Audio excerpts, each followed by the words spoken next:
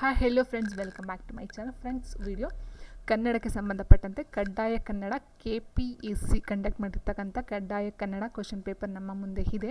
So ಅದನ್ನು ಯಾವ ರೀತಿ ಬಿಡಿಸೋದು, ಯಾವ ರೀತಿ ಪೇಪರ್ ಇರುತ್ತೆ ನೋಡೋಣ ಬನ್ನಿ. ಸೊ ಇದು ಬಂದು 493 ವರ್ಷನ್ ಕೋಡ್ ಆಗಿರುತ್ತೆ. ಸೊ ಇಲ್ಲಿ ನಾವು ಮೇಯ್ನಾಗಿ ನೋಡಬೇಕಾಗಿರೋದು 150 ಮಾರ್ಕ್ಸ್ಗೆ ಇರ್ತಕ್ಕಂಥದ್ದು. ಆದರೆ ನಾವು ಕನಿಷ್ಠ 50 ತೊಗೊಂಡ್ರೆ ನಮಗೆ ಪಾಸು ಎಲಿಜಿಬಲ್ಲು. ಸೊ ನೀವು 150ಕ್ಕೆ 150 ತೊಗೊಂಡು ಅದೇ ವ್ಯಾಲ್ಯೂ, 50 ಮಾರ್ಕ್ಸ್ ತೊಗೊಂಡು ನಿಮಗೂ ಅದೇ ವ್ಯಾಲ್ಯೂ. ಜಸ್ಟ್ ಇದು ಎಲಿಜಿಬಲ್ಗೋಸ್ಕರ ಮಾಡ್ತಕ್ಕಂಥದ್ದು. ಸೊ 150 ತೊಗೊಬಿಟ್ರು ಅಂತ ಯಾವುದೇ ಒಂದು ಜಾಬ್ ಸಿಕ್ಬಿಡಲ್ಲ, ಅಥವಾ 50 ತೊಗೊಂಡು ಅಂತ ನಿಮ್ಗೆ ಯಾವುದೇ ಒಂದು ಇದು ಏನಿರೋದಿಲ್ಲ. ನೀವು 50ರಿಂದ 150 ಒಳಗಡೆ ಎಷ್ಟು ತೊಗೊಂಡು 150 ತೊಗೊಂಡವ್ರಿಗೂ ಅದೇ ವ್ಯಾಲ್ಯೂ, 50 ತೊಗೊಂಡವ್ರಿಗೂ ಅದೇ ವ್ಯಾಲ್ಯೂ. ಸೊ ಹಾಗಾಗಿ ನೀವು ಜಾಸ್ತಿ ಟೆನ್ಷನ್ ಮಾಡ್ಕೊಂಡು ಜಾಸ್ತಿ ತಲೆ ಕೆಡಿಸ್ಕೊಳಕ್ಕೆ ಹೋಗ್ಬಿಡಿ. ಆರಾಮಾಗಿ ನಿಮ್ಮ ಲೆವೆಲ್ಗೆ, ನಿಮ್ಮ ಮೈಂಡ್ಗೆ ಏನಿರುತ್ತೋ ಅದೇ ರೀತಿಲಿ ಕ್ವಶನ್ ಪೇಪರ್ ಬಂದಿರುತ್ತೆ. ಸೊ ನಿಮ್ಮ ಒಂದು ಓನ್ ನಾಲೆಡ್ಜ್ನ ಯೂಸ್ ಮಾಡ್ಕೊಂಡು ನೀವು ಆನ್ಸರ್ನ ಮಾಡಬಹುದಾಗಿರುತ್ತೆ. ಅದಕ್ಕಿಂತ ಎಕ್ಸ್ಟ್ರಾ ಪ್ರಾಕ್ಟೀಸ್ನ ಮಾಡೋ ಅವಶ್ಯಕತೆ ಏನಿಲ್ಲ. ಸೊ ಅದಕ್ಕೆ ಬೇಕಾದ ಕೆಲವೊಂದು ಟ್ರಿಕ್ಗಳಿರುತ್ತೆ, ಕೆಲವೊಂದು ಫಾರ್ಮುಲಾಗಳಿರುತ್ತೆ. ಸೊ ಅದನ್ನು ನೀವು ಅಪ್ಲೈ ಮಾಡಿಕೊಂಡು ಆನ್ಸರ್ನ ಮಾಡ್ತಾ ಹೋದರೆ ಈಸಿಯಾಗಿ ಮಾಡ್ತಾ ಹೋಗಬಹುದು. ಸೊ ಮೇಯ್ನಾಗಿ ಇಲ್ಲಿ ನಾವು ನೋಡ್ತಾ ಹೋದಾಗೆ ಈ ಒಂದು ಪೇಪರ್ಗೆ ಸಂಬಂಧಪಟ್ಟಂತೆ ಮೇಯ್ನ್ ಥಿಂಗ್ ಏನು ಗೊತ್ತಾ?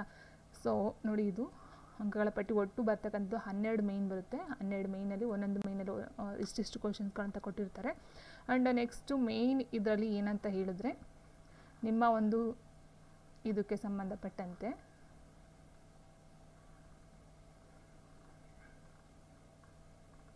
ಸೊ ನೋಡಿ, ಇದು ನೀವು ಟ್ರಿಕ್ ಏನು ಯೂಸ್ ಮಾಡಬೇಕಂತ ಹೇಳ್ಬಿಡ್ತೀನಿ ಕೇಳಿ. ಕ್ವಶನ್ ಫಸ್ಟು ಓದ್ಕೊಳ್ಳಿ, ಆಯಿತಾ? ಮೇಯ್ನಾಗಿ ನೀವು ಬರಿಬೇಕಾಗಿರೋದು ಅಂದವಾದ ಬರವಣಿಗೆ ಮತ್ತು ಸ್ಪೆಲ್ಲಿಂಗ್ ಮಿಸ್ಟೇಕ್ನ ಕಡಿಮೆ ಮಾಡಿ. ಸೊ ಅಕ್ಷರ ದೋಷ ಅಂತ ಹೇಳ್ತೀವಲ್ಲ, ಸೊ ಅದನ್ನು ಕಡಿಮೆ ಮಾಡಿ. ಯಾವುದೇ ಒಂದು ಅಕ್ಷರ ದೋಷ ಇರಬಾರ್ದು, ಸ್ಪೆಲ್ಲಿಂಗ್ ಮಿಸ್ಟೇಕು, ಗ್ರಾಮರ್ ಮಿಸ್ಟೇಕ್ಸ್ ಇರಬಾರ್ದು. ಮತ್ತು ಅಕ್ಷರಗಳು ನೀಟಾಗಿ ಕಣ್ಣಿಗೆ ದುಂಡಾಗಿ ಕಾಣ್ತಕ್ಕಂಥದ್ದು ಇರಬೇಕು. ಮತ್ತು ಕೆಲವೊಂದಕ್ಕೆ ನೀವು ಇಂಪಾರ್ಟೆಂಟ್ ಪಾಯಿಂಟ್ಸ್ ಅಂತ ಅನಿಸುತ್ತಲ್ಲ, ಸೊ ಅಲ್ಲಿ ನೀವು ಅಂಡರ್ಲೈನ ಮಾಡಿ, ಇನ್ವಿಟೆಡ್ ಕಾಮನ ಹಾಕಿ ಆನ್ಸರ್ನ ಮಾಡಿ. ಸೊ ಅಂಡರ್ಲೈನ ಒಂದೆರಡು ಸರಿ ಹಿಂಗೆ ಇದು ಮಾಡಿ, 1-2-3 ಸರಿ. ಸೊ ಅದು ಹೈಲೈಟಾಗಿ ಎದ್ದು ಕಾಣುತ್ತೆ. ಯಾಕಂದರೆ ನೀವು ಬೇರೆ ಯಾವುದೇ ಪೆನ್ ಯೂಸ್ ಮಾಡೋ ಹಾಗಿಲ್ಲ, ಬ್ಲೂ ಪೆನ್ ಮಾತ್ರ ಯೂಸ್ ಮಾಡಬೇಕಾಗಿರುತ್ತೆ, ಬ್ಲೂ ಆರ್ ಬ್ಲ್ಯಾಕು. ಸೊ ಹಾಗಾಗಿ ನೀವೇನು ಮಾಡಬೇಕಾಗುತ್ತೆ, ಒಂದೇ ಪೆನ್ನ ಯೂಸ್ ಮಾಡಬೇಕಾಗಿರೋದು. ಸೊ ಅಂಡರ್ಲೈನ ಮಾಡಿ, ಇನ್ವಿಟೆಡ್ ಕಾಮನ ಹಾಕಿ, ಮೇಯ್ನ್ ಪಾಯಿಂಟ್ ಏನಿರುತ್ತೆ ಅದನ್ನು ಹೈಲೈಟ್ ಮಾಡ್ತಾ ಹೋಗಿ. ಮತ್ತು ಕೆಲವೊಂದು ಟ್ರಿಕ್ಗಳನ್ನ ನಾವು ಯೂಸ್ ಮಾಡ್ತಾ ಹೋಗಬೇಕಾಗುತ್ತೆ. ಸೊ ಅದೇನಂತ ಹೇಳ್ತಾ ಹೋಗ್ತೀನಿ ಮುಂದೆ. ಸೊ ಫಸ್ಟು ನೋಡ್ತಾ ಹೋದಾಗ ರೈತರ ಸಮಸ್ಯೆಗಳು ಏನು ಕೊಟ್ಟಿದ್ದಾರೋ, ಇಲ್ಲಿ ಕೊಟ್ಟಿದ್ದಾರೆ 300 ಪದಗಳಿಗೆ ಮೀರದಂತೆ ಪ್ರಬಂಧವನ್ನು ಬರೆಯಿರಿ ಅಂತ ಕೊಟ್ಟಿದ್ದಾರೆ. ಎಸ್ಸೇನ ಬರೀಬೇಕಾಗುತ್ತೆ. 300 ಪದಗಳಿಗೆ ಮೀರದಂತೆ ಒಟ್ಟು ಇರ್ತಕ್ಕಂಥದ್ದು 25 ಮಾರ್ಕ್ಸ್. ಸೊ ನೀವು 300 ಪದಗಳಿಗೆ ಅಂತ ಕೊಟ್ಟಿದ್ದಾರೆ ಅಂತ ತಲೆ ಕೆಡಿಸ್ಕೊಂಡು ಅಷ್ಟೊಂದೇನು ಮಾಡೋಕ್ಕೆ ಹೋಗಿ ಸಫರ್ ಆಗೋದಕ್ಕೆ ಹೋಗ್ಬಿಡಿ.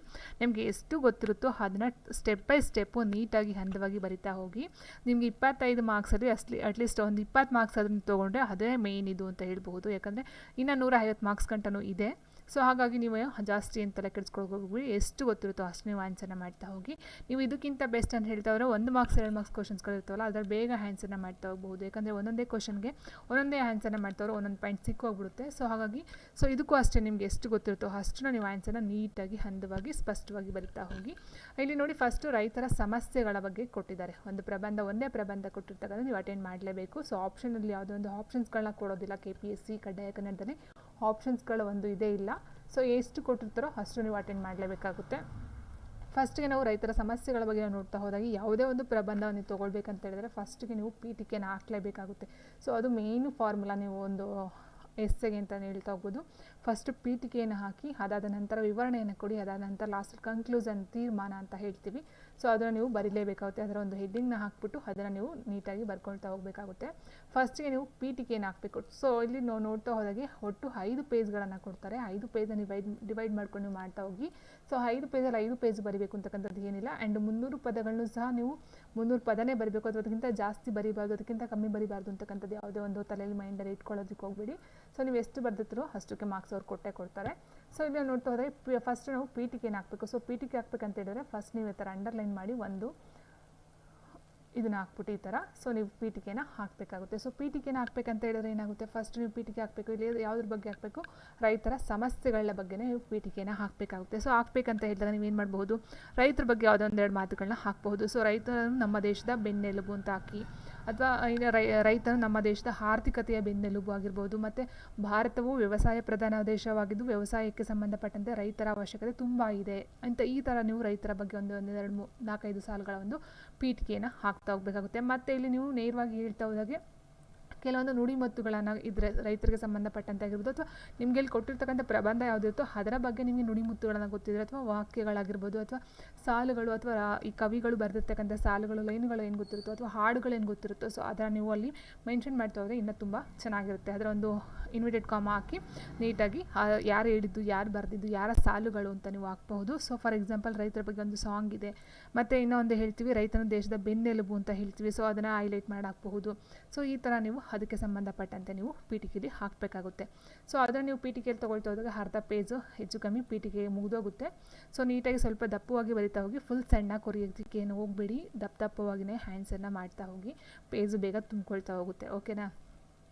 ನೆಕ್ಸ್ಟ್ ಬಂದು ನಾವು ಪೀಠಿಕೆ ಆಯಿತು. ಪೀಠಿಕೆ ಆದ ನಂತರ ನಾವು ಮಾಡಬೇಕಾದ್ರೇನು ವಿವರಣೆಯನ್ನು ಕೊಡಬೇಕು. ವಿವರಣೆ ಏನಿದೆ, ಸೊ ಇಲ್ಲಿ ಕ್ವಶನ್ ಏನಿದೆ, ರೈತರ ಸಮಸ್ಯೆಗಳು. ಸೊ ಫಸ್ಟ್ಗೆ ನಾವು ತೊಗೊಳ್ತಾ ಹೋದಾಗ ರೈತರ ಸಮಸ್ಯೆಗಳೇನಿರುತ್ತೋ ಅದನ್ನು ನಾವು ಬರೀಬೇಕಾಗುತ್ತೆ. ಸೊ ರೈತರು ಪ್ರತಿನಿತ್ಯ ಎದುರಿಸ್ತಿರುವ ಸಮಸ್ಯೆಗಳು ಅಥವಾ ಸವಾಲುಗಳು ಯಾವ್ಯಾವುದು ಅಂತ ಹೇಳಿದ್ರೆ, ಫಾರ್ ಎಕ್ಸಾಂಪಲ್ ಆಗಿರ್ಬೋದು ಅಸಮರ್ಪಕ ಸಾರಿಗೆ, ಅದು ನೀವು ಹೈಲೈಟ್ ಪಾಯಿಂಟ್ಸ್ನ ಮಾಡಬಹುದು. ಈ ಥರ ಪಾಯಿಂಟ್ಸ್ಗಳನ್ನ ಹಾಕ್ಕೊಂಡು ಈ ಥರ ಪಾಯಿಂಟ್ಸ್ಗಳು ಹಾಕೊಂಡಾರು ಮಾಡ್ಬೋದು, ಅಥವಾ ಒಂದು ಹೆಡ್ಡಿಂಗ್ನ ಹಾಕೋಬಿಟ್ಟು ಫಾರ್ ಎಕ್ಸಾಂಪಲ್ ಏನು ಕೃಷಿ ಮಾರುಕಟ್ಟೆ ಆಗಿರ್ಬೋದು.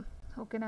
ಸೊ ಅವ್ರಿಗೆ ಕೃಷಿ ಮಾರುಕಟ್ಟೆ ಅಂತ ಹೆಡ್ಡಿಂಗ್ ಹಾಕ್ಬಿಟ್ಟು ಅದ್ರ ಮುಂದೆ ಈ ಥರ ಕೊಲನ್ ಹಾಕ್ಬಿಟ್ಟು ಅಂಡರ್ಲೈನ್ ಮಾಡಿಬಿಟ್ಟು ಅದರ ಒಂದು ಎಕ್ಸ್ಪ್ಲನೇಷನ್ ವಿವರಣೆನ ಕೊಟ್ಟು, ಆ್ಯಂಡ್ ನೆಕ್ಸ್ಟ್ ಇನ್ನೂ ಒಂದು ಪಾಯಿಂಟ್ನ ತೊಗೊಂಡು ನಾವು ಇಲ್ಲಿ ಏನು ತೊಗೊಳ್ಬಹುದು, ಈಗ ನೀರಾವರಿ ಸಮಸ್ಯೆ ಆಗಿರ್ಬೋದು. ಸೊ ಈ ಥರ ನೀರಾವರಿ ಸಮಸ್ಯೆ ಅಂತ ಬರೆದು ಅದಕ್ಕೆ ಅಂಡರ್ಲೈನ್ ಮಾಡಿ ಅದರ ಒಂದು ವಿವರಣೆನ ತೊಗೊಳ್ತಾ ಹೋಗ್ಬೋದು, ಅಥವಾ ಪಾಯಿಂಟ್ಸ್ ಒಂದು ಕೆಳಗಡೆ ನೀವು ಪಾಯಿಂಟ್ಸ್ನ ಬರ್ಕೊಂಡು ಸಹ ಹೋಗಬಹುದಾಗಿರುತ್ತೆ. ಸೊ ಈ ಥರ 2 ಪೇಜ್ನ ನೀವು ಕಂಪ್ಲೀಟ್ ಮಾಡ್ಕೊಳ್ಳಿ. ಆ್ಯಂಡ್ ನೆಕ್ಸ್ಟ್ ಬಂದು ಪರಿಹಾರಗಳು. ಸೊ ಸಮಸ್ಯೆಗಳು ಅಂತ ಆದಮೇಲೆ ಪರಿಹಾರಗಳು ಬರಲೇಬೇಕಲ್ವ. ಸೊ ಪರಿಹಾರಗಳನ್ನ ಏನು ಬರುತ್ತೆ ಅಂಡರ್ಲೈನ್ ಮಾಡ್ಕೊಳ್ಳಿ. ಪರಿಹಾರಗಳ ಬಗ್ಗೆ ನೀವು ಕೊಡ್ತಾ ಹೋಗಿ, ಮಾಹಿತಿನ ಕೊಡ್ತಾ ಹೋಗಿ. ಸೊ ಪರಿಹಾರ ಅಂತ ತೊಗೊಂಡಾಗ ಅಲ್ಲಿ ಸರ್ಕಾರದಿಂದ ಕೆಲವೊಂದು ಉತ್ತಮ ಬೀಜಗಳನ್ನು ಕೊಡಿಸ್ತಕ್ಕಂಥದ್ದಾಗಿರ್ಬೋದು, ಅಥವಾ ಸಾಲಗಳನ್ನು ಕೊಡಿಸ್ತಕ್ಕಂಥದ್ದು, ಅಥವಾ ಸಬ್ಸಿಡಿಗಳನ್ನು ಕೊಡಿಸ್ತಕ್ಕಂಥದ್ದಾಗಿರ್ಬೋದು, ಅಥವಾ ಯಂತ್ರೋಪಕರಣಗಳನ್ನ ಕೊಡಿಸ್ತಕ್ಕಂಥದ್ದಾಗಿರ್ಬೋದು. ಈ ಥರ ನೀವು ಒಂದೇ ಪಾಯಿಂಟ್ನ ಹಾಕ್ಕೊಂಡು ಅದನ್ನು ಎಕ್ಸ್ಪ್ಲನೇಷನ್ನ ತೊಗೊಂಡು ಹೋಗಬಹುದಾಗಿರುತ್ತೆ. ಸೊ ಅಂಡ್ ಲಾಸ್ಟ್ ಬಂದು ಅದೊಂದು ಪೇಜ್ ಆಯಿತಾ. ಇನ್ನು ಲಾಸ್ಟ್ ಬಂದು ನೀವು ತೀರ್ಮಾನವನ್ನು ತೊಗೊಳ್ಬಹುದು. ಎಂಡಿಂಗ್ ಬಂದು ತೀರ್ಮಾನ. ಸೊ ಪರಿಹಾರ ಆಯಿತು, ತೀರ್ಮಾನವನ್ನು ತೊಗೊಳ್ಬೇಕಾಗುತ್ತೆ. ಇಲ್ಲಿ ತೀರ್ಮಾನ ತೊಗೊಂಡಾಗ ಅದನ್ನು ಸಹ ಹೆಚ್ಚು ಕಮ್ಮಿ ಮುಕ್ಕಾಲು ಅಥವಾ ಅರ್ಧ, ನಿಮಗೆ ಎಷ್ಟು ಸಾಧ್ಯನೋ ಅಷ್ಟನ್ನ ಒಂದು ಕನ್ಕ್ಲೂಷನಲ್ಲಿ ಅದ್ರ ಬಗ್ಗೆ ನೀವು ಲಾಸ್ಟ್ ಫೈನಲ್ ಆಗಿ ಎಂಡಿಂಗನ್ನು ಮಾಡ್ತಕ್ಕಂಥದ್ದು. ಸೊ ಈ ಥರ ನೀವು ಟ್ರಿಕ್ನ ಯೂಸ್ ಮಾಡಿಕೊಂಡು ನೀವು ಆನ್ಸರ್ಸ್ನ ಮಾಡ್ತಾ ಹೋಗಬಹುದಾಗಿರುತ್ತೆ. ಇದು ಬಂದು ಪ್ರಬಂಧಕ್ಕೆ ಸಂಬಂಧಪಟ್ಟಂತೆ ಒಟ್ಟು 25 ಮಾರ್ಕ್ಸ್ಗಳಿರುತ್ತೆ. ಸೊ ನಿಮಗೆ ಬೇಕಾಗಿರೋದು ಜಸ್ಟ್ 50 ಮಾರ್ಕ್ಸು ಫುಲ್ ಪೇಪರ್ಗೇನೆ. ಓಕೆನಾ. ಸೊ ಅಂಡ್ ನೆಕ್ಸ್ಟ್ ಬಂದು ಈ ಕೆಳಗಿನ ಗದ್ಯ ಭಾಗವನ್ನು ಗಮನವಿಟ್ಟು ಓದಿಕೊಂಡು ಕೊನೆಯಲ್ಲಿ ಕೊಟ್ಟಿರೋ ಪ್ರಶ್ನೆಗಳಿಗೆ ಉತ್ತರವನ್ನು ಬರೆಯಿರಿ ಅಂತ ಕೊಟ್ಟಿದ್ದಾರೆ. ಸೊ ಇದು ಏನು ಟಫ್ ಆಗಲ್ಲ, ಯಾಕಂದರೆ ಕ್ವಶನ್ಸ್ಗಳು ಆನ್ಸರ್ಸ್ ಎರಡೂ ಇಲ್ಲೇ ಇರುತ್ತೆ. ಬಟ್ ನಿಮ್ಮ ಒಂದು ಡಿಗ್ರಿ ಲೆವೆಲ್ಗೆ ಅಥವಾ PU ಲೆವೆಲ್ಗಾಗಿರ್ಬೋದು, ಡಿಗ್ರಿ ಲೆವೆಲ್ಗಾಗಿರ್ಬೋದು, ನಿಮಗೆ ಅಲ್ಲಿ ಕೊಟ್ಟಿರ್ತಕ್ಕಂಥ ಗದ್ಯ ಭಾಗವನ್ನು ಓದಿ ಆನ್ಸರ್ನ ಮಾಡ್ತಕ್ಕಂಥ ಒಂದು ಕೆಪಾಸಿಟಿ ನಿಮಗೆ ಇರುತ್ತೆ. ಸೊ ಹಾಗಾಗಿ ನೀವು ಇದ್ರ ಬಗ್ಗೆ ಜಾಸ್ತಿ ತಲೆನ ಕೆಡಿಸ್ಕೊಳ್ಳೋ ಅವಶ್ಯಕತೆಯೂ ಸಹ ಇರೋದಿಲ್ಲ. ಸೊ ನೋಡಿ ಫ್ರೆಂಡ್ಸ್, ಇಲ್ಲಿ ಕೊಟ್ಟಿರ್ತಕ್ಕಂಥದ್ದು 25 ಮಾರ್ಕ್ಸ್ಗಳು. ಸೊ ಇಲ್ಲಿ ಏನು ಕೊಟ್ಟಿದ್ದಾರೋ ನೋಡಿ, ಇಷ್ಟೇ ಕೊಟ್ಟಿರ್ತಕ್ಕಂಥದ್ದು. ಸೊ ಇದನ್ನೆಲ್ಲ ಬರೆದು ನಮಗೆ 25 ಮಾರ್ಕ್ಸ್ ಅಂತಕ್ಕಂಥದ್ದು ಅನಿಸೋದಿಲ್ಲ. ಸೊ ಹಾಗಾಗಿ ಇಲ್ಲಿ ಯೂಸ್ ಮಾಡ್ತಕ್ಕಂಥ ಒಂದು ಟ್ರಿಕ್ ಏನಂತ ಹೇಳಿದರೆ ನೋಡಿ, 25 ಮಾರ್ಕ್ಸ್ಗೂ ಟೋಟಲಿ ಒಟ್ಟು ಕ್ವಶನ್ ಇರ್ತಕ್ಕಂಥದ್ದು 5 ಕ್ವಶನ್ನು, ಒಂದೊಂದು ಕ್ವಶನ್ಗೆ 5 ಮಾರ್ಕ್ಸ್ನ ಕೊಡ್ತಾರೆ. ಫಸ್ಟ್ ಕ್ವಶನ್ ಹೀಗಿದೆ ನೋಡಿ, ಪರಿಷತ್ತಿನ ಸಂಘಟಕರಿಗೆ ಗಂಗೂಬಾಯಿ ಹಾನಗಲ್ಲರ ಬಗ್ಗೆ ಇದ್ದ ಸಂದೇಹವೇನು ಅಂತ ಕೊಟ್ಟಿದ್ದಾರೆ. ಸೊ ಆನ್ಸರ್ ನೋಡ್ತಾ ಹೋದಾಗೆ ಸಂಘಟಕರು ಗಂಗೂಬಾಯಿ ಹಾನಗಲ್ಲರ ಅಂದಿನ ಕೃಶ ಶರೀರವನ್ನು ನೋಡಿದವರು ಅವರ ಕಂಠದಿಂದ ಧ್ವನಿಯಾದರೂ ಹೊರಡುವುದೋ ಇಲ್ಲವೋ ಎಂದು ಸಂದೇಹಿಸಿಕೊಂಡರು. ಸೊ ಇಷ್ಟ ಆನ್ಸರ್ ಇದು. ಆದರೆ ಇಲ್ಲಿ ಕೊಟ್ಟಿರ್ತಕ್ಕಂಥದ್ದು ಎಷ್ಟು ಮಾರ್ಕ್ಸ್ಗೆ ಟೋಟಲ್ ಆಗಿ 5 ಮಾರ್ಕ್ಸ್ನ ಕೊಟ್ಟಿದ್ದಾರೆ. ಒಂದು ಕ್ವಶನ್ಗೆ 5 ಮಾರ್ಕ್ಸ್. ಸೊ ಇಷ್ಟು ಬರೆದ್ರೆ 5 ಮಾರ್ಕ್ಸ್ ಕೊಡ್ತಾರಾ? ಆ್ಯಂಡ್ ನೆಕ್ಸ್ಟ್ ಇನ್ನೊಂದು ಕ್ವಶನ್ ನೋಡ್ತಾ ಹೋಗೋಣ ನೋಡಿ. ಇಲ್ಲಿ ಗಂಗೂಬಾಯಿ ಅವರ ಬಹುಮೆಚ್ಚಿನ ರಾಗಗಳು ಯಾವುವು ಅಂತ ಕೊಟ್ಟಿದ್ದಾರೆ. ರಾಗಗಳು ಯಾವುವು? ಓಕೆನಾ. ಸೊ ಇದಕ್ಕೆ ಆನ್ಸರ್ ಏನಿದೆ ರಾಗಗಳು ಅಂತ ನೋಡ್ತಾ ಹೋದಾಗ ನೋಡಿ, ಇಲ್ಲಿ ಪೂರ್ಯ ಹಾಗೂ ನಾಯಕಿ ತೋಡಿಯವರ ಬಹುಮೆಚ್ಚಿನ ರಾಗಗಳು. ಸೊ ಒಂದೇ ಲೈನ್ ಆನ್ಸರ್ ಅದು, ಆದರೆ ಕೊಟ್ಟಿರ್ತಕ್ಕಂಥದ್ದು 5 ಮಾರ್ಕ್ಸ್ ಕ್ವಶನ್ಸ್ಗಳು. ಸೊ ಇದಕ್ಕೆ ನಾವು ಏನು ಮಾಡಬೇಕಂತ ಹೇಳಿದ್ರೆ, ಈ ಒಂದು ಆನ್ಸರ್ನ ನಾವು ಬರೆದು ಅಂಡರ್ಲೈನ್ ಮಾಡಿ, ಎರಡಕ್ಕೆ ಪೂರ್ಯ ಹಾಗೂ ನಾಯಕಿ ಏನಿದೆಯೋ ನಾಯಕಿ ತೋಡಿ, ಸೊ ಇದಕ್ಕೆ ಅಂಡರ್ಲೈನ್ ಮಾಡಿ ಆನ್ಸರ್ನ ಬರೆದು ಇದರ ಜೊತೆಗೆ ಕೆಲವೊಂದಷ್ಟು ಇಲ್ಲಿ ಇರ್ತಕ್ಕಂಥ ಇನ್ಫಾರ್ಮೇಷನ್ ನೀವು ಬರಿಬೇಕಾಗುತ್ತೆ. ಯಾಕೆ ಅಂತ ಹೇಳಿದ್ರೆ ಅಲ್ಲಿ 5 ಮಾರ್ಕ್ಸ್ಗೆ ಆನ್ಸರು ಇದು ಖಂಡಿತವಾಗ್ಲೂ ಆಗೋದಿಲ್ಲ. ಸೊ ಜಸ್ಟ್ ಒಂದು ನಿಮ್ಮ ಒಂದು ಏನಂತ ಹೇಳಿದರೆ, ಸೊ ಅವರ ಒಂದು ರೆಫರೆನ್ಸ್ಗೋಸ್ಕರ ನಾನು ಹೇಳ್ತಾ ಇದ್ದೀನಿ. ನೀವು ಈ ಒಂದು ಲೈನ್ನ ಕೊಟ್ಟರೆ ನೀವು 5 ಮಾರ್ಕ್ಸ್ ಕೊಡ್ತಾರೋ ಇಲ್ವೋ ಅದು ಗೊತ್ತಿಲ್ಲ ಸೆಕೆಂಡರಿ, ಯಾಕಂದರೆ ನಾವು ವ್ಯಾಲ್ಯೂಯೇಷನ್ನ ನಾವು ಮಾಡೋದಿಲ್ಲ. ಸೊ ಹಾಗಾಗಿ ಏನು ಮಾಡಬೇಕಾಗುತ್ತೆ, ಇದರ ಜೊತೆಗೆ 5 ಮಾರ್ಕ್ಸ್ಗೆ ಸರಿಯುವಂತಕ್ಕಂಥ ಕೆಲವೊಂದಷ್ಟು ಅಂಶಗಳನ್ನ ನಾವು ಅದಕ್ಕೆ ಸೇರಿಸಿ ಬರಿಬೇಕಾಗಿರುತ್ತೆ. ಓಕೆನಾ. ಸೊ ಇದು ಅಷ್ಟೇ ಸಂಘಟಕರು ಗಂಗೂಬಾಯಿ ಹಾನಗಲ್ ಅಂತ ಏನು ಕೊಟ್ಟಿದ್ದಾರೋ ಇದರ ಜೊತೆಗೆ 1938ರಲ್ಲಿ ಅಖಿಲ ಭಾರತೀಯ ಸಂಗೀತ ಪರಿಷತ್ ಕಲ್ಕತ್ತಾದಲ್ಲಿ ಸಮಾವೇಶಗೊಂಡಿತ್ತು. ಅಲ್ಲಿ ಹೆಸರಾಂತ ಪ್ರಸಿದ್ಧ ಸಂಗೀತಗಾರರು ಸೇರಿದ್ದರು ಅಥವಾ ಕಲಾವಿದರು ಸೇರಿದ್ದರು. ಅಲ್ಲಿ ಅದ್ಭುತವಾದ ಒಂದು ಕಚೇರಿ ನಡೆದಿತ್ತು. ಆ ಒಂದು ಕಚೇರಿಯಲ್ಲಿ ಸಂಘಟಕರು ಗಂಗೂಬಾಯಿ ಹಾನಗಲ್ ಅವರನ್ನು ನೋಡಿ ಅವರ ಕಂಠದಿಂದ ಧ್ವನಿಯಾದರೂ ಹೊರಡುವುದೋ ಇಲ್ಲವೋ ಎಂದು ಸಂದೇಹವನ್ನು ಪಟ್ಟಿಕೊಂಡಿದ್ದರು. ಸೊ ನಿಮ್ಮ ಒಂದು ಸ್ವಂತ ಒಂದು ಇದರಲ್ಲಿ ಅಲ್ಲಿ ಇರ್ತಕ್ಕಂಥ ಕೆಲವೊಂದು ಅಂಶಗಳನ್ನು ಸೇರಿಸಿ ಸ್ವಲ್ಪ ಲೆಂತಿಯಾಗಿ ಆನ್ಸರ್ಸ್ನ ನೀವು ಬರಿಬೇಕಾಗುತ್ತೆ. ಓಕೆ. ಸೊ ಇದು ಅಷ್ಟೇ. ಇದು ಏನಿದೆಯೋ ಇದಕ್ಕೆ ಇನ್ನೂ ಸ್ವಲ್ಪ ಸೇರಿಸ್ಕೊಳ್ಬೇಕಾಗುತ್ತೆ. ಇಲ್ಲಿ ಹಾನಗಲ್ರವರ ಒಂದು ಸಂಗೀತವನ್ನು ಸೇರಿಸ್ಕೊಂಡು ಏನು ಕೊಟ್ಟಿದ್ದಾರೋ ಇದನ್ನೆಲ್ಲ ನಮ್ಮ ಒಂದು ಓನ್ ಸೆಂಟೆನ್ಸ್ನಲ್ಲಿ ನಮ್ಮ ಒಂದು ಭಾಷೆಯಲ್ಲಿ ನಾವು ಅದನ್ನು ಅರ್ಥ ಮಾಡಿಕೊಂಡು ಅದರ ಜೊತೆಗೆ ಆನ್ಸರ್ನ ಸೇರಿಸಿ ನಾವು ಇದು ಆನ್ಸರ್ಗೆ ಅಂಡರ್ಲೈನ ಮಾಡಿ ಎದ್ದು ಕಾಣುವಾಗೆ ಅವ್ರಿಗೆ ಆನ್ಸರ್ ಕಾಣುವಾಗೆ ಎದ್ದು ಒಂದು ಅಂಡರ್ಲೈನ ಮಾಡಿ ಅಥವಾ ಇನ್ವಿಟೆಡ್ ಕಾಮವನ್ನು ಹಾಕಿ ಅದ್ರ ಜೊತೆಗೆ ಕೆಲವೊಂದು ಅಂಶಗಳನ್ನ ಸೇರಿಸಿ ನಾವು ಆನ್ಸರ್ನ ಬರಿಬೇಕಾಗುತ್ತೆ. ಯಾಕಂತ ಹೇಳಿದ್ರೆ 5 ಮಾರ್ಕ್ಸ್ ಕ್ವಶನ್ಸ್ಗಳು. ನೆಕ್ಸ್ಟ್ ಒಂದು ಕ್ವಶನ್ ಕೊಟ್ಟಿದ್ದಾರೆ ನೋಡಿ. ಇದು ಅವರಿಗೆ ಸಲ್ಲಿಸಿದಂಥ ಪ್ರಶಸ್ತಿಗಳು ಯಾವ್ಯಾವು ಅಂತ ಕೊಟ್ಟಿದ್ದಾರೆ. ಸೊ ಪ್ರಶಸ್ತಿಗಳು ಬಂದು ಪದ್ಮಭೂಷಣ, ಕರ್ನಾಟಕ ವಿಶ್ವವಿದ್ಯಾನಿಲಯ ಡಾಕ್ಟರೇಟ್ ಪದವಿ ಹಾಗೂ ಸಂಗೀತ ಭೂಷಣ ಪದವಿ. ಸೊ ಇಷ್ಟೇ ಆನ್ಸರು, 3 ಪಾಯಿಂಟ್ ಇರೋದು. ಆದರೆ 5 ಮಾರ್ಕ್ಸ್ನ ಕೊಟ್ಟಿರ್ತಕ್ಕಂಥದ್ದು. ಸೊ ಅವಾಗ ಏನು ಮಾಡಬೇಕು, ಅದಕ್ಕೂ ಸಹ ಇಲ್ಲಿರ್ತಕ್ಕಂಥ ಕೆಲವೊಂದು ಇದನ್ನ ಸೇರಿಸ್ಕೊಳ್ಬೇಕಾಗುತ್ತೆ. ಸೊ ಸೇರಿಸ್ಕೊಂಡು ಅದ್ರ ಜೊತೆಗೆ ಆ ಆನ್ಸರ್ ಮೇನ್ ಆನ್ಸರ್ ಏನಿತ್ತೋ ಅದನ್ನ ಅಂಡರ್ಲೈನ್ ಮಾಡಿ ಅದ್ರ ಜೊತೆಗೆ ಸ್ವಲ್ಪ ಅಂಶಗಳನ್ನ ಸೇರಿಸ್ಕೊಂಡು ನಮ್ಮದೇ ಆದಂಥ ಒಂದು ಸ್ವಂತ ಒಂದು ವಾಕ್ಯವನ್ನು ರಚನೆಯನ್ನು ಮಾಡಿಕೊಂಡು ನಾವು ಆನ್ಸರ್ನ ಮಾಡಬೇಕಾಗುತ್ತೆ. ಸೊ ನೆಕ್ಸ್ಟ್ ಇದು ಒಟ್ಟು ಬಂದಿರತಕ್ಕಂಥದ್ದು 5 ಕ್ವಶನ್ನು, ಒಟ್ಟು 25 ಮಾರ್ಕ್ಸ್ಗಳಿಗೆ. ಓಕೆ. ಸೊ ಇಲ್ಲಿ ಗಂಗೂಬಾಯಿ ಹಾನಗಲ್ ಘನ ವ್ಯಕ್ತಿತ್ವ ಅಂತಹದ್ದು ಅಂತ ಕೊಟ್ಟಿದ್ದಾರೆ. ಸೊ ಹಾಗಾಗಿ ಅದಕ್ಕೆ ಸಂಬಂಧಪಟ್ಟಂತೆ ಒಂದು ಪ್ಯಾರಾಗ್ರಾಫ್ಗೆ ಸಂಬಂಧಪಟ್ಟಂತೆ ಅಲ್ಲ ಒಂದು ವಿಷಯಕ್ಕೆ ಸಂಬಂಧಪಟ್ಟಂತೆ ನಮ್ಮದೇ ಒಂದು ಓನ್ ಐಡಿಯಾದಿಂದ ನಾವು ಆನ್ಸರ್ನ ಮಾಡ್ತಾ ಹೋಗಬೇಕಾಗುತ್ತೆ. ನೋಡಿ ಇಲ್ಲಿ 5 ಮಾರ್ಕ್ಸ್ಗೆ ಒಂದು ಪೇಜ್ ಫುಲ್ ಕೊಟ್ಟಿದ್ದಾರೆ. ಸೊ ಫುಲ್ ಪೇಜ್ ತುಂಬಿಸ್ತಾರೆ ಪರವಾಗಿಲ್ಲ, ಅಟ್ಲೀಸ್ಟ್ ಅರ್ಧ ಪೇಜ್ ನಾವು ತುಂಬಿಸ್ಬೇಕಲ್ವಾ. ಆ್ಯಂಡ್ ನೆಕ್ಸ್ಟ್ ಬಂದು ಸಂಕ್ಷಿಪ್ತ ಲೇಖನ ಕೊಟ್ಟಿದ್ದಾರೆ. ಸುಮಾರು 100 ಶಬ್ದಗಳಿಗೆ ಮೀರದಂತೆ ಈ ಕೆಳಗಿನ ಗದ್ಯ ಭಾಗದ ಸಾರವನ್ನು ನಿಮ್ಮ ಸ್ವಂತ ಮಾತುಗಳಲ್ಲಿ ಬರೆಯಿರಿ. ಸೊ ನಾನು ಹೇಳಿದಾಗೆ ಮೇಲ್ಗಡೆ ಒಂದು ಪಾಯಿಂಟ್ ಏನು ಹೇಳಿದ್ನೋ ಅದಕ್ಕೆ ತಕ್ಕಂತೆ ಇದು ಅಷ್ಟೇ. ಅವ್ರು ಕೊಟ್ಟಿರ್ತಕ್ಕಂಥ ಗದ್ಯ ಭಾಗ ಏನಿರುತ್ತೋ ಅದನ್ನು ನಮ್ಮ ಒಂದು ಸ್ವಂತ, ಇಟ್ ಮೀನ್ಸ್ ನಾವು ಅದನ್ನು ಅರ್ಥ ಮಾಡಿಕೊಂಡು ನಮ್ಮದೇ ಆದ ಒಂದು ಭಾಷೆಯಲ್ಲಿ ನಾವು ಬರಿತಾ ಹೋಗಬೇಕಾಗುತ್ತೆ.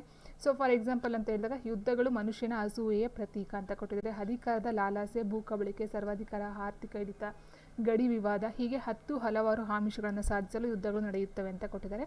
ಸೊ ಇದೇನು ಮಾಡಬೇಕು, ಯುದ್ಧಗಳು ಮನುಷ್ಯನ ಅಸೂಯೆಯ ಪ್ರತೀಕವಾಗಿದ್ದು ಅಧಿಕಾರದ ಲಾಲಾಸೆ, ಭೂಕಬಳಿಕೆ, ಸರ್ವಾಧಿಕಾರ, ಆರ್ಥಿಕ ಹಿಡಿತ, ಗಡಿ ವಿವಾದ, ಹೀಗೆ ಹಲವಾರು ಆಮಿಷಗಳನ್ನು ಸಾಧಿಸಲು. ಸೊ ನೋಡಿ 10 ಅಂತಕ್ಕಂಥದ್ದು ಬೇಡ, ಹಲವಾರು ಆಮಿಷಗಳನ್ನು ಅಥವಾ ಆಸೆಗಳನ್ನು ಸಾಧಿಸಲು ಯುದ್ಧಗಳು ನಡೆಯುತ್ತಲೇ ಇದ್ದಾವೆ. ಒಟ್ಟಾರೆ ಗರ್ವಿನಷ್ಟವಾದ ನಾಗರಿಕನು ಅಟ್ಟಹಾಸದಿಂದ ಮೆರೆಯಲು ಯುದ್ಧ ಮಾಡುತ್ತಾನೆ ಅಂತಕ್ಕಂಥ ಏನಿದೆಯೋ ಒಟ್ಟಾರೆಯಾಗಿ ನಾಗರಿಕನು, ಸೊ ಗರ್ವಿನಿಷ್ಠವಾದಂಥ ಎಲ್ಲ ನಾಗರಿಕನು ಅಟ್ಟಹಾಸದಿಂದ ಮೆರೆಯಲು ಯುದ್ಧವನ್ನು ಮಾಡುತ್ತಾನೆ ಅಂತಕ್ಕಂಥದ್ದೇ. ಆ್ಯಂಡ್ ಇಲ್ಲಿ ಕೊಟ್ಟಿರ್ತಕ್ಕಂಥದ್ದು ಯಾವುದೇ ಕಾರಣಕ್ಕೆ ಯುದ್ಧ ನಡೆಯಲಿ ಅದು ಮನುಕುಲಕ್ಕೆ ಕಂಟಕ ಪ್ರಾಯವಾಗುವುದಂತಲೂ ತಪ್ಪಿಸಲು ಸಾಧ್ಯವಿಲ್ಲ ಅಂತ ಕೊಟ್ಟಿದ್ದಾರೆ. ಸೊ ಪ್ರತಿ ಇದರಲ್ಲೂ ಯುದ್ಧ ಅಂತ ಕೊಟ್ಟಿದ್ದಾರೆ. ತುಂಬ ಸಲ ಯುದ್ಧ ಕೊಟ್ಟಿದ್ದಾರೆ. ಸೊ ಯುದ್ಧ ಅಂತಕ್ಕಂಥದ್ದನ್ನ ನಾವು ತಪ್ಪಿಸ್ತಕ್ಕಂಥದ್ದಾಗಿರ್ಬೋದು. ರಾಷ್ಟ್ರ ನಡುವೆ ಹೊಡೆಯುವ ಕಾದಾಟ ಅಥವಾ ಯುದ್ಧಗಳೆಂದರೆ ರಾಷ್ಟ್ರಗಳ ನಡುವೆ ಹೊಡೆಯುವ ಕಾದಾಟ ಅಂತ ಹೇಳ್ಬಹುದು. ಮತ್ತು ಬಹುಪಾಲು ಯುದ್ಧಗಳು ಧರ್ಮಗಳ ಮಧ್ಯೆ ಅಂತ ಹೇಳಿದರೆ ಬಹುಪಾಲು ಯುದ್ಧಗಳು ಧರ್ಮಗಳ ಮಧ್ಯೆ ನಡೆಯುವ ಧಾರ್ಮಿಕ ಕಿತ್ತಾಟ ಕಚ್ಚಾಟ ಯಾವ್ದಾದ್ರು ಆಗಿರ್ಬೋದು. ಅಥವಾ ಅಂತ ಕೊಟ್ಟಿದ್ದಾರೆ ಸರ್ವಾಧಿಕಾರದಿಂದ ಮೆರೆಯುವ ರಾಷ್ಟ್ರಗಳ ನಾಯಕರ ಮೇಲೆ ಯುದ್ಧಗಳು ನಡೆಯುತ್ತವೆ. ಇಟ್ ಮೀನ್ಸ್ ಒಂದೊಂದು ಪದವನ್ನು 2 ಸಾರಿ ಏನು ರಿಪೀಟ್ ಮಾಡಿಕೊಟ್ಟಿದ್ದಾರೋ ಸೊ ಅದನ್ನೆಲ್ಲ ನಾವು ಒಂದೊಂದು ಸಾರಿ ಮಾಡಿ 100 ಶಬ್ದಗಳಿಗೆ ಮೀರದಂತೆ ಗದ್ಯವನ್ನು ಬರಿಬೇಕಾಗುತ್ತೆ. ಸೊ ಅದಕ್ಕೂ ಸಂಬಂಧಪಟ್ಟಂತೆ ಕೊಟ್ಟಿದ್ದಾರೆ ನೋಡಿ, ಶೀರ್ಷಿಕೆ ಟೈಟಲ್ನ ಹಾಕಬೇಕಾಗುತ್ತೆ. ಸೊ ಇಲ್ಲಿ ಏನು ಕೊಟ್ಟಿದ್ದಾರೋ ಈ ಒಂದು ಯುದ್ಧಕ್ಕೆ ಸಂಬಂಧಪಟ್ಟಂತೆ ಫುಲ್ ನೀವು ಓದ್ಬಿಟ್ಟು ಅದರ ಸಾರಾಂಶವನ್ನು ಬರಿಬೇಕಾಗುತ್ತೆ. ಮತ್ತು ಆ ಸಾರಾಂಶಕ್ಕೆ ಒಂದು ನೀವು ಟೈಟಲನ್ನು ಕೊಡಬೇಕಾಗುತ್ತೆ. ಏನಂತ ಹೇಳಿದ್ರೆ ಇಲ್ಲಿ ಯುದ್ಧಕ್ಕೆ ಸಂಬಂಧಪಟ್ಟಂತೆ ಕೊಟ್ಟಿದ್ದಾರಲ್ಲ, ಸೊ ಅದಕ್ಕೆ ಸಂಬಂಧಪಟ್ಟಂತೆ ನೀವು ಒಂದು ಟೈಟಲ್ನ ಕೊಡಬೇಕು. ಸೊ ಯುದ್ಧ ಅಂತ ಹೇಳಿದಾಗ ಇಲ್ಲಿ ಟೈಟಲ್ ನಾವು ಯುದ್ಧದ ಪರಿಣಾಮಗಳು ಅಂತ ಕೊಡ್ಬೋದು. ಯುದ್ಧದಿಂದ ಆಗ್ತಕ್ಕಂಥ ಇಲ್ಲಿ ಕೊಟ್ಟಿರ್ತಕ್ಕಂಥ ಅದೇನೆ. ಸೊ ಬಹುಪಾಲು ಏನು ಕೊಟ್ಟಿದ್ದಾರೆ ಸಾವು ನೋವುಗಳ ಬಗ್ಗೆನೇ ಕೊಟ್ಟಿರ್ತಕ್ಕಂಥ. ಸೊ ಹಾಗೆ ಯುದ್ಧದಿಂದ ಆಗ್ತಕ್ಕಂಥ ಪರಿಣಾಮಗಳಂತ ಒಂದು ಟೈಟಲ್ನ ಸಹ ಕೊಡ್ಬೋದು. ನಿಮಗೆ ಯಾವುದೋ ಒಂದು ರೀತಿಯ ಅನಿಸಿಕೆ ಬರುತ್ತೋ ಸೊ ಆ ಥರ ಒಂದು ಟೈಟಲ್ನ ನೀವು ಕೊಡಬಹುದಾಗುತ್ತೆ. ಬಟ್ ಟೈಟಲ್ ಅಂತೂ ಮಸ್ಟ್ ಆ್ಯಂಡ್ ಶುಡ್ ಕಂಪಲ್ಸರಿ ಕೊಡಲೇಬೇಕು. ಅದಕ್ಕೂ ಸಹ ಮಾರ್ಕ್ಸ್ ಉಂಟು. ಶೀರ್ಷಿಕೆ ಟೈಟಲ್ ಕೊಟ್ಟಿದ್ದಾರೆ ನೋಡಿ, ಸೊ ಬರೀಲೇಬೇಕಾಗುತ್ತೆ. ಆ್ಯಂಡ್ ನೆಕ್ಸ್ಟ್ ನೀವು ಇಲ್ಲಿ ಒಂದೊಂದೇ ಪದವನ್ನು ತೊಗೊಂಡು ಇಲ್ಲಿ ನೀವು ಫಿಲ್ ಮಾಡ್ತಾ ಹೋಗಬೇಕಾಗುತ್ತೆ. ಸೊ ಇಲ್ಲಿ 5 ಪದಗಳನ್ನ ಹಾಕ್ಕೊಂಡು, ಸೊ ಇಟ್ ಮೀನ್ಸ್ ಇದು ಸೆಂಟೆನ್ಸ್ ರೂಪ ಹೋಗಿರಬೇಕು, ಪದಗಳ ಎಣಿಕೆ ರೂಪದಲ್ಲೂ ಇರ್ತಕ್ಕಂಥದ್ದು. ಸೊ ಟೋಟಲ್ ಆಗಿ 100 ಪದಗಳು ಅಂತ ಏನು ಹೇಳಿದರು. ಸೊ 100 ಪದಗಳನ್ನು ಆಯ್ಕೆ ಮಾಡ್ಕೊಂಡು ನಾವು ಹ್ಯಾಂಡ್ಸನ್ನು ಇಲ್ಲಿ ಫಿಲ್ ಮಾಡ್ತಾ ಹೋಗಬೇಕಾಗುತ್ತೆ. ಸೊ ಅದೇ ಹೇಳಿದಾಗೆ ರಾಷ್ಟ್ರಗಳ ನಡುವೆ ಅಂತ ಹೇಳೋ ಬದಲು ರಾಷ್ಟ್ರಗಳ ನಡುವೆ ಧರ್ಮಗಳ ಅಂತ ಹೇಳ್ಬೋದು. ಧರ್ಮ ಅಷ್ಟೇ, ಒಂದು ಧರ್ಮ ತೊಗೊಂಡ್ರೆ ಸಾಕಾಗಿರುತ್ತೆ. ಮತ್ತು ಯುದ್ಧಗಳಂತೂ ತುಂಬ ಸಲ ಬಂದಿದ್ದಾವೆ. ಮತ್ತು ಬಟ್ಟ ಬಯಲಾಗಿ ಅಂತ ಕೊಟ್ಟಿದ್ದಾರೆ. ಮತ್ತು ದೃಶ್ಯಗಳು, ರಕ್ತಪಾತಗಳು, ಜನರ ಆಕ್ರಮಣ, ಸೊ ಇದರಲ್ಲಿ ಕೆಲವೊಂದು ತೆಗೆದುಹಾಕಿದ್ರು ನಡೆಯುತ್ತೆ. ಮತ್ತು ಮೊದಲ ಮತ್ತು ಎರಡನೇ ಪ್ರಪಂಚ ಮಹಾಯುದ್ಧಗಳು ಅಂತ ಕೊಟ್ಟಿದ್ದಾರೆ. ಸೊ ಇಲ್ಲಿ ಮೊದಲ ಮತ್ತು ಎರಡನೇ ಪ್ರಪಂಚ ಮಹಾಯುದ್ಧಗಳು ಅಂತ ಬರಲ್ಲ, 2 ಮಹಾಯುದ್ಧಗಳು ಅಂತ ಹಾಕ್ಕೊಂಡ್ರು ಸಾಕು, ಅಷ್ಟಾಗುತ್ತೆ. ಸೊ ಹಾಗಾಗಿ ನಡೆದದ್ದೇ ಯುದ್ಧಗಳೇನು ನಡೆದವು ಇಲ್ಲಿ ಕೊಟ್ಟಿದ್ದಾರೆ ನೋಡಿ. 2ನೇ ಪ್ರಪಂಚ ಮಹಾಯುದ್ಧಗಳು ನಡೆದದ್ದೇ ಈ ಕಾರಣಗಳಿಗಾಗಿ ಅಂತ ಕೊಟ್ಟಿದ್ದಾರೆ. ಸೊ 2 ಮಹಾಯುದ್ಧಗಳು ನಡೆದಿದ್ದು ಈ ಕಾರಣಕ್ಕಾಗಿ, ಯುದ್ಧಗಳೇನೋ ನಡೆದವು ಅಂತ ಕೊಟ್ಟಿದ್ದಾರೆ. ಸೊ ಈ ಯುದ್ಧಗಳೇ ನಡೆದವು ಅಂತಕ್ಕಂಥ ತೆಗೆದುಹಾಕಿದ್ರು ಆಗುತ್ತೆ. ಸೊ ಈ ರೀತಿ ನಾವು ಏನು ಮಾಡಬೇಕು, ಕೆಲವೊಂದು ವರ್ಡ್ಗಳನ್ನ ಮಿಸ್ ಮಾಡ್ತಕ್ಕಂಥದ್ದು ಆಗ್ತಕ್ಕಂಥದ್ದು ಇಲ್ಲಿ. ಸೊ ಅಂಡ್ ನೆಕ್ಸ್ಟ್ ನೋಡ್ತಾ ಹೋದಾಗೆ ಇಲ್ಲಿ 100 ಪದವನ್ನು ಕೊಟ್ಟಿದ್ದಾರೆ. ಉಪಯೋಗಿಸಿದ ಪದಗಳ ಸಂಖ್ಯೆ ಸಹ ಅವರು ಇದು ಮಾಡ್ಕೊಳ್ತಾರೆ. ನೆಕ್ಸ್ಟ್ ಬಂದು ಸೊ ನೋಡಿ 100 ಪದಗಳಿಗೆ ಟೋಟಲ್ ಆಗಿ ಕೊಟ್ಟಿರ್ತಕ್ಕಂಥ ಇಷ್ಟು. ಸೊ ನೆಕ್ಸ್ಟ್ ಬಂದರೆ ಈ ಕೆಳಗಿನ ಗದ್ಯ ಭಾಗವನ್ನು ಕನ್ನಡಕ್ಕೆ ಭಾಷಾಂತರಿಸಿ ಅಂತ ಕೊಟ್ಟಿದ್ದಾರೆ. ಸೊ ತುಂಬ ಕಷ್ಟವಾಗಿರ್ತಕ್ಕಂಥ ಒಂದು ಪ್ಯಾರಾಗ್ರಾಫನ್ನು ಕೊಡೋದಿಲ್ಲ ನಿಮಗೆ ಆ ಒಂದು ರೀತಿ ಇರಬೇಕು, ಆ ಒಂದು ನಾಲೆಡ್ಜು. ಸೊ ಅಷ್ಟಕ್ಕೆ ತಕ್ಕಂತೆ ಕೊಟ್ಟಿರ್ತಾರೆ ನೋಡಿ. ಇಲ್ಲಿ science is developing day by day ಅಂತ ಕೊಟ್ಟಿದ್ದಾರೆ. ಸೊ ಕನ್ನಡದಲ್ಲಿ ನೋಡ್ತಾ ಹೋದಾಗೆ ಫಸ್ಟ್ ಬರ್ತಕ್ಕಂಥದ್ದು ಕರ್ತೃಪದ, ಅದಾದ ನಂತರ ಕರ್ಮಪದ, ಅದಾದ ನಂತರ ಕ್ರಿಯಾಪದ ಬರುತ್ತೆ. ಆದರೆ ಇಂಗ್ಲೀಷಲ್ಲಿ ಬರ್ತಕ್ಕಂಥದ್ದು ಫಸ್ಟ್ ಬರ್ತಕ್ಕಂಥದ್ದು ಯಾವುದು, ಕರ್ತೃಪದ, ಕ್ರಿಯಾಪದ, ಅದಾದ ನಂತರ ಕರ್ಮಪದ ಬರ್ತಕ್ಕಂಥದ್ದು. ಸೊ ಈ ರೀತಿ ನಾವು ನೋಡ್ತಾ ಹೋಗ್ಬೇಕಾದ್ರೆ ಫಸ್ಟ್ ಕರ್ತೃನೇ ಬರುತ್ತೆ, ಅದಾದ ನಂತರ ಕರ್ಮಪದ ಮತ್ತು ಕ್ರಿಯಾಪದದಲ್ಲಿ ಚೇಂಜ್ ಆಗ್ತಕ್ಕಂಥದ್ದು. ಸೊ ನೋಡಿ ಇಲ್ಲಿ science is developing day by day ಅಂತ ಕೊಟ್ಟಿದ್ದಾರೆ. ಸೊ ಸೈನ್ಸ್ ಅಂತಕ್ಕಂಥದ್ದು ಅಲ್ಲೇ ಬರುತ್ತೆ. ಸೈನ್ಸ್ ಅಂತಕ್ಕಂಥದ್ದು ಸೊ ವಿಜ್ಞಾನ ಅಂತಕ್ಕಂಥದ್ದು, ವಿಜ್ಞಾನ developing day by day. So ದಿನದಿಂದ ದಿನಕ್ಕೆ ಚೇಂಜ್ ಆಗ್ತದೆ. ಇಟ್ ಮೀನ್ಸ್ ವಿಜ್ಞಾನ ಅಂತಕ್ಕಂಥ ದಿನದಿಂದ ದಿನಕ್ಕೆ ಬದಲಾವಣೆ ಆಗ್ತಿದೆ ಅಂತಕ್ಕಂಥದ್ದಾಗಿರುತ್ತೆ. ಸೊ ನೋಡಿ ಇಲ್ಲಿ ಒಂದು ಕಾಲಗಳಿಗೆ ತಕ್ಕಂತೆ ನಾವು ಇದು ಮಾಡ್ಕೊಳ್ಬೇಕಾದ್ರೆ ವರ್ತಮಾನ, ಭೂತಕಾಲ, ಭವಿಷ್ಯತ್ ಕಾಲ ಏನು ಬರುತ್ತೋ ಮತ್ತು ಒಂದು ವರ್ಬ್ಗಳಂತ ಹೇಳ್ತೀವಿ. ಸೊ ಅದಕ್ಕೆ ತಕ್ಕಂತೆ ನಾವು ಕೆಲವೊಂದನ್ನು ಚೇಂಜಸ್ ಮಾಡ್ಕೊಳ್ಬೇಕಾಗುತ್ತೆ. ಆದರೆ ಕನ್ನಡ ಮೀಡಿಯಮವ್ರಿಗೆ ಅಷ್ಟು ಇಂಗ್ಲೀಷ್ ಬಗ್ಗೆ ನಾಲೆಡ್ಜ್ ಇಲ್ಲ ಅಂತ ಅಂದವ್ರಿಗೆ, ಇಲ್ಲಿ ಇರೋರಿಗೆ ನಾನು ಹೇಳ್ತಾ ಇಲ್ಲ ಅಂತಕ್ಕಂಥ ಒಂದು ಇದರಲ್ಲಿ ನೀವು ಇದ್ದರೆ, ಸೊ ನಿಮ್ಮ ಒಂದು ಕನ್ನಡಕ್ಕೆ ಸಂಬಂಧಪಟ್ಟಂತೆ ನಾಲೆಡ್ಜ್ ನಿಮಗೆ ಇರುತ್ತೆ ಅಲ್ವಾ. So science is developing day by day. So ದಿನದಿಂದ ದಿನಕ್ಕೆ ವಿಜ್ಞಾನ ಡೆವಲಪ್ ಆಗ್ತಿದೆ, ಇಟ್ ಮೀನ್ಸ್ ಅಭಿವೃದ್ಧಿಯನ್ನು ಹೊಂದುತ್ತಿದೆ. ಇಲ್ಲಿ ದಿನದಿಂದ ದಿನಕ್ಕೆ ಸೈನ್ಸ್ ವಿಜ್ಞಾನ ಅಭಿವೃದ್ಧಿಯನ್ನು ಹೊಂದುತ್ತಿದೆ ಅಂತ ಆಗಿರ್ಬೋದು, ಅಥವಾ ವಿಜ್ಞಾನ ದಿನದಿಂದ ದಿನಕ್ಕೆ ಅಭಿವೃದ್ಧಿಯನ್ನು ಹೊಂದುತ್ತಿದೆ ಅಂತಕ್ಕಂಥದ್ದನ್ನ ನೀವು ಮಾಡ್ಕೊಳ್ಬಹುದಾಗಿರುತ್ತೆ. ಮತ್ತು it is creating problems faster than they can be solved ಅಂತ ಕೊಟ್ಟಿದ್ದಾರೆ. ಸೊ ನಿಮಗೆ ನಾನು ಹೇಳಿದಾಗೆ ಕನ್ನಡ ಇಷ್ಟು ನಿಮಗೆ ಅರ್ಥ ಆಗುತ್ತೆ, ನೀಟಾಗಿ ಅರ್ಥ ಆಗುತ್ತೆ ಕನ್ನಡ. ಬಟ್ ಕನ್ನಡದಲ್ಲಿ ನಿಮಗೆ ಪದಗಳನ್ನು ಕ್ರಿಯೇಟ್ ಮಾಡ್ತಕ್ಕಂಥದ್ದು ಗೊತ್ತಿದೆ, ಸ್ವಂತವಾಗಿ ಯೂಸ್ ಮಾಡ್ತಕ್ಕಂಥದ್ದು ಗೊತ್ತಿದೆ. It is creating problems faster than they can be solved ಅಂತ ಹೇಳಿದ್ರೆ, ಈ ಒಂದು ಕ್ರಿಯೇಟ್ ಅಂದರೆ ಏನು, ಸೃಷ್ಟಿ ಮಾಡ್ತಕ್ಕಂಥದ್ದು. ಪ್ರಾಬ್ಲಮ್ಸ್ನ ಸೃಷ್ಟಿ ಮಾಡೋದಕ್ಕಿಂತ faster then can be solved. So solved ಅಂದರೆ ಬಗೆಹರಿಸ್ತಕ್ಕಂಥದ್ದು. ಸೊ ಏನಂತ ಹೇಳಿದ್ರೆ ಅದು ಪ್ರಾಬ್ಲಮ್ಸ್ನ ಸೃಷ್ಟಿ ಮಾಡೋದಕ್ಕಿಂತ ಹೆಚ್ಚಾಗಿ ಸಾಲ್ವ್ಡ್, ಇಟ್ ಮೀನ್ಸ್ ಸಾಲ್ವ್ಡ್ ಅಂತ ಹೇಳಿದಾಗ ಬಗೆಹರಿಸ್ತಕ್ಕಂಥದ್ದು. ಸೊ ಇಷ್ಟು ನಿಮಗೆ ಅರ್ಥ ಆಗ್ತಕ್ಕಂಥದ್ದು ನಾನು ಹೇಳ್ತಾ ಇದ್ದವ್ರಿಗೆ ನೋಡಿ. Science is developed day by day, ದಿನದಿಂದ ದಿನಕ್ಕೆ ವಿಜ್ಞಾನ ಅಭಿವೃದ್ಧಿಯನ್ನು ಹೊಂದ್ತಾ ಇದೆ. ಅದು ಪ್ರಾಬ್ಲಮ್ಸ್ಗಳನ್ನು ಸೃಷ್ಟಿ ಮಾಡೋದಕ್ಕಿಂತ ಫಾಸ್ಟಾಗಿ ಅಂತ ಹೇಳಿದ್ರೇನು, ಬೇಗನೆ ಅದನ್ನ ಸಾಲ್ವ್ ಅಂತ ಬಗೆಹರಿಸ್ತಕ್ಕಂಥ ಒಂದು ಇದನ್ನು ಸಹ ಹೊಂದಿದೆ ಅಂತಕ್ಕಂಥದ್ದನ್ನ ನಾವು ನಮ್ಮದೇ ಆದಂತಹ ಒಂದು ಕನ್ನಡದಲ್ಲಿ ನಾವು ಸ್ವಂತ ವಾಕ್ಯದಲ್ಲಿ ನಾವು ಯೂಸ್ ಮಾಡಿಕೊಂಡು ಸಹ ಬರಿಬೋದಾಗಿರುತ್ತೆ. So science is born out of curiosity ಅಂತ ಕೊಟ್ಟಿದ್ದಾರೆ. Science is born out of curiosity. So ನಮ್ಗೆ ಗೊತ್ತಿದೆ ಸೈನ್ಸ್ ಅನ್ನೋ ವಿಜ್ಞಾನ ಬಾರ್ನ್ ಹುಡ್ತಕ್ಕಂಥ ಔಟ್ ಆಫ್ ಕ್ಯೂರಿಯಾಸಿಟಿಯಿಂದ ಹುಡ್ತಕ್ಕಂಥದ್ದು ವಿಜ್ಞಾನ. ಸೊ ಈ ಥರ ಏನಂತ ಹೇಳ್ತೀವಿ, ಕೆಲವೊಂದು ವರ್ಡ್ಗಳನ್ನ ನಾವು ನಮ್ಮದೇ ಆದಂತಹ ಒಂದು ಭಾಷೆಯಲ್ಲಿ ಕನ್ನಡದಲ್ಲಿ ನಾವು ಯೂಸ್ ಮಾಡಿಕೊಂಡು, ಸೊ ಅಲ್ಲಿ ಇರ್ತಕ್ಕಂಥ ಒಂದು ಪದಗಳನ್ನ ಬೆಳೆಸ್ಕೊಂಡು ನಮ್ಮದೇ ಒಂದು ಓನ್ ಸೆಂಟೆನ್ಸ್ ಸಹ ನಾವು ಮಾಡ್ತಾ ಹೋಗ್ಬೋದಾಗಿರುತ್ತೆ. ಸೊ ಇಲ್ಲಿ ಕೊಟ್ಟಾಗೆ ಇದನ್ನೇ ಕರೆಕ್ಟಾಗಿ ನಾವು ಮೆನ್ಷನ್ ಮಾಡೇ ಬರಿತೀವಿ ಅನ್ನೋದಕ್ಕಿಂತ ಹೆಚ್ಚಾಗಿ ನಮ್ಗೆ ಅರ್ಥ ಆಗಿಲ್ಲ ಅಂತಕ್ಕಂಥ ಒಂದು ಸಂದರ್ಭದಲ್ಲಿ, ಇಂಗ್ಲೀಷ್ ಅರ್ಥ ಆಗಿಲ್ಲ ಅಂತಕ್ಕಂಥ ಒಂದು ಸಂದರ್ಭದಲ್ಲಿ, ಈಗ ಸೈನ್ಸ್ ಅಂದರೆ ಗೊತ್ತು, ಬರ್ನ್ ಅಂದರೆ ಗೊತ್ತು, ಕ್ಯೂರಿಯಾಸಿಟಿ ಅಂದರೆ ಗೊತ್ತು, ಸೊ ಇದನ್ನು ನಾವು ಯೂಸ್ ಮಾಡ್ಕೊಂಡು ಪದಗಳನ್ನ ನಮ್ಮದೇ ಒಂದು ಸ್ವಂತ ವಾಕ್ಯನಲ್ಲಿ ಹಾಕಬಹುದಾಗಿರುತ್ತೆ. ಸೊ ಅದು ಆನ್ಸರ್ ಅದೇ ಆಗಿರುತ್ತೆ. ಬಟ್ ನಮಗದು ಕನ್ಫರ್ಮ್ ಆಗಿ ಇದೆ ಅಂತ ಗೊತ್ತಿಲ್ಲ ಅಂತ ಒಂದು ಟೈಮಲ್ಲಿ ನೀವು ನೆಗ್ಲೆಕ್ಟ್ ಮಾಡಿ ಬಿಡೋದಕ್ಕೆ ಹೋಗ್ಬಿಡಿ. ನಿಮಗೆ ಎಷ್ಟು ಗೊತ್ತಿರುತ್ತೋ ಆನ್ಸರು ಅಷ್ಟು ನೀವು ಮಾಡ್ತಾ ಹೋಗಿ. ಸೊ ಅದೇ ಸರಿ ಹೋಗಿರುತ್ತೆ. ಓಕೆ, ಸೊ ಆದಷ್ಟು ನೀವು ನಿಮ್ಮ ಒಂದು ಕನ್ನಡವನ್ನು ನೀವು ಇಲ್ಲಿ ಬೆಳೆಸ್ಕೊಳ್ತಾ ಹೋಗಿ ಅಷ್ಟೇ. ಆ್ಯಂಡ್ ನೆಕ್ಸ್ಟ್ ಬಂದು ಸೊ ಅದಕ್ಕೂ ಕೊಟ್ಟಿದ್ದಾರೆ. ಬಟ್ ಇಷ್ಟೆಲ್ಲ ನಿಮಗೆ ಬೇಕಾಗಿರೋದಿಲ್ಲ, ನಿಮಗೆ ಎಷ್ಟು ಬೇಕು ಅಷ್ಟು ನೀವು ಯೂಸ್ ಮಾಡ್ಕೊಳ್ಬಹುದು. ಆ್ಯಂಡ್ ನೆಕ್ಸ್ಟ್ ಪತ್ರಲೇಖನ ಕೊಟ್ಟಿದ್ದಾರೆ. ಸೊ ನೀವು ಪತ್ರಲೇಖನೂ ಅಷ್ಟೇ ಇಲ್ಲಿ 2 ಥರ ಬರುತ್ತೆ. ಒಂದು ಅಫಿಷಿಯಲ್ ವ್ಯಾವಹಾರಿಕ ಪತ್ರ ಮತ್ತು ಸಾಂದರ್ಭಿಕ ಪತ್ರ. ಇಟ್ ಮೀನ್ಸ್ ನಮ್ಮ ಒಂದು ಇದಕ್ಕೆ ಬರ್ತಕ್ಕಂಥದ್ದು. ಸೊ ನೋಡಿ, ನಿಮ್ಮನ್ನು ನೀವು XX ಎಂದು YY ಎಂದು ಬಡಾವಣೆಯಲ್ಲಿ, ಓಕೆ ಇದು ZZ ಎಂದು ಸ್ಥಳದಲ್ಲಿ ವಾಸವಾಗಿ ಭಾವಿಸಿಕೊಂಡು ಕೊಟ್ಟಿದ್ದಾರೆ. ಆದರೆ ಏನಂತ ಹೇಳಿದ್ರೆ XXX ಅಂತಂದರೆ ಇಲ್ಲಿ ನಿಮ್ಮ ಹೆಸರುಗಳನ್ನ ನೀವು ಮೆನ್ಷನ್ ಮಾಡೋ ಹಾಗಿಲ್ಲ. ಫಸ್ಟು ನೀವು ಪ್ಯಾಟರ್ನ ತಿಳ್ಕೊಳ್ಳಿ. ಈ ಒಂದು ಪತ್ರಲೇಖನ ಬರೀತಕ್ಕಂಥ ಒಂದು ಪ್ಯಾಟರ್ನ್, 2 ಥರ ಪ್ಯಾಟರ್ನ ನೀವು ತಿಳ್ಕೊಳ್ತಾ ಹೋದರೆ ಆಲ್ಮೋಸ್ಟ್ ಅಲ್ಲೇ ಇದನ್ನು ಕೊಟ್ಟಿರ್ತಾರೆ. ಏನು ವಿಷಯ ಕೊಟ್ಟಿರ್ತಾರೆ ಮತ್ತು ಅಡ್ರೆಸ್ಸು ನಿಮ್ಮ ಹೆಸರುಗಳೆಲ್ಲ ಅಲ್ಲೇ ಕೊಟ್ಟಿರ್ತಾರೆ. ಸೊ ಫಸ್ಟು ನೀವು ಹಿಂದನ ತೊಗೊಳ್ಬೇಕಾಗುತ್ತೆ. ಹಿಂದ ತೊಗೊಂಡಾಗ ಇಲ್ಲೇನು ಕೊಟ್ಟಿದ್ದಾರೆ, ನಿಮ್ಮನ್ನು ನೀವು XXX ಎಂದು ತಿಳಿದುಕೊಳ್ಳಿ. ಸೊ ಅಲ್ಲಿ ನೀವೇನು ಮಾಡಬೇಕಾಗುತ್ತೆ, XXX ಅಂತಲೇ ಹಾಕ್ಕೊಳ್ಬೇಕಾಗುತ್ತೆ, ನಿಮ್ಮ ಹೆಸರನ್ನ ಮೆನ್ಷನ್ ಮಾಡೋ ಹಾಗಿಲ್ಲ. ಆ್ಯಂಡ್ YY ಬಡಾವಣೆಯಲ್ಲಿ ZZ ಸ್ಥಳದಲ್ಲಿ ವಾಸಿಸುವುದಾಗಿ. ಸೊ ಇಲ್ಲಿ ನೀವೇನು ಮಾಡಬೇಕಾಗುತ್ತೆ, YYYY ZZZ ಅದೇ ಅಡ್ರೆಸ್ನ ತೊಗೊಳ್ಬೇಕಾಗುತ್ತೆ. ಇಲ್ಲಿ ದಿನಾಂಕವನ್ನು ಮೆನ್ಷನ್ ಮಾಡಬೇಕಾಗುತ್ತೆ, ದಿನಾಂಕವನ್ನು ಹಾಕಬೇಕಾಗುತ್ತೆ. ಆ್ಯಂಡ್ ನೆಕ್ಸ್ಟು ಇಂದ ಆದಮೇಲೆ ಇಲ್ಲಿ ಗೆ ಹಾಕಬೇಕಾಗುತ್ತೆ. ಗೆ ಯಾರಿಗೆ ಏನು ಕೊಟ್ಟಿದ್ದಾರೆ ನೋಡಿ, ಇಲ್ಲಿ ವಿಳಾಸವನ್ನಷ್ಟೇ ಬಳಸಿ ಪತ್ರ ಬರೆದು ಸೂಚಿಸಿದೆ. ಇದರ ಹೊರತಾಗಿ ಬೇರೆ ಯಾವುದೇ ಹೆಸರುಗಳು ವಿಳಾಸವನ್ನಾಗಲಿ ಸಹಿಯನ್ನಾಗಲಿ ಪತ್ರಲೇಖದಲ್ಲಿ ಬರೆಯಕೂಡದು ಅಂತ ಹೇಳಿದರೆ. ಸೊ ಯಾವುದೇ ಕಾರಣಕ್ಕೂ ನೀವು ನಿಮ್ಮ ಹೆಸರಾಗಲಿ ನಿಮ್ಮ ಸೈನ್ ಆಗಲಿ ನಿಮ್ಮ ಊರನ್ನಾಗಲಿ ವಿಳಾಸವನ್ನಾಗಲಿ ಹಾಕக்கூಡದು. ಓಕೆನಾ. ಸೊ ಆ್ಯಂಡ್ ನೆಕ್ಸ್ಟ್ ಇಲ್ಲಿ ಕೊಟ್ಟಿದ್ದಾರೆ ನೋಡಿ, ಕಾರ್ಯನಿರ್ವಾಹಕ ಅಭಿಯಂತರು ವಿದ್ಯುತ್ ಸರಬರಾಜು ನಿಗಮ ಬೆಂಗಳೂರು. ಸೊ ಇಲ್ಲಿ ಅದನ್ನು ಆನ್ಸರ್ನ ಹಾಕಬೇಕಾಗುತ್ತೆ. ಇಲ್ಲಿ ಸ್ಥಳ ಯಾರಿಗೆ ಆಗ್ತಕ್ಕಂಥದ್ದು ಪತ್ರನ, ಸೊ ಅದನ್ನು ಬರೀಬೇಕಾಗುತ್ತೆ.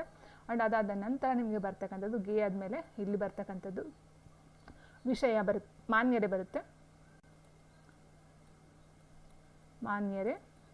ಮಾನ್ಯರೇ ಆದಮೇಲೆ ನಿಮಗೆ ಒಂದು ಕಾಮ ಬರಬೇಕು. ಅದಾದ ನಂತರ ವಿಷಯ ಬರಬೇಕು. ವಿಷಯ ಬಂದಾದ ನಂತರ ಇಲ್ಲಿ ನೀವು ಒಂದು ವಿಷಯನ ಹಾಕಬೇಕಾಗುತ್ತೆ. ಏನು ಕೊಟ್ಟಿರ್ತಾರೋ ಅದಕ್ಕೆ ಸಂಬಂಧಪಟ್ಟಂತೆ ದುರಾಚಾರ ಪ್ರಕರಣಕ್ಕೆ ಸಂಬಂಧಪಟ್ಟಂತೆ ಒಂದು ವಿಷಯವನ್ನು ಹಾಕಬೇಕಾಗುತ್ತೆ. ಅದಾದ ನಂತರ ಇಲ್ಲಿ ಈ ಮೇಲ್ಕಂಡ ವಿಷಯಕ್ಕೆ ಅನುಗುಣವಾಗಿ, ಈ ಮೇಲ್ಕಂಡ ವಿಷಯಕ್ಕೆ ಅನುಗುಣವಾಗಿ ಅಂತ ಬರೆದು ಇದೆಲ್ಲ ಫುಲ್ ಬಾಡಿ ಫುಲ್ ಮಾಡಿ. ಅದಾದ ನಂತರ ವಂದನೆಗಳೊಡನೆ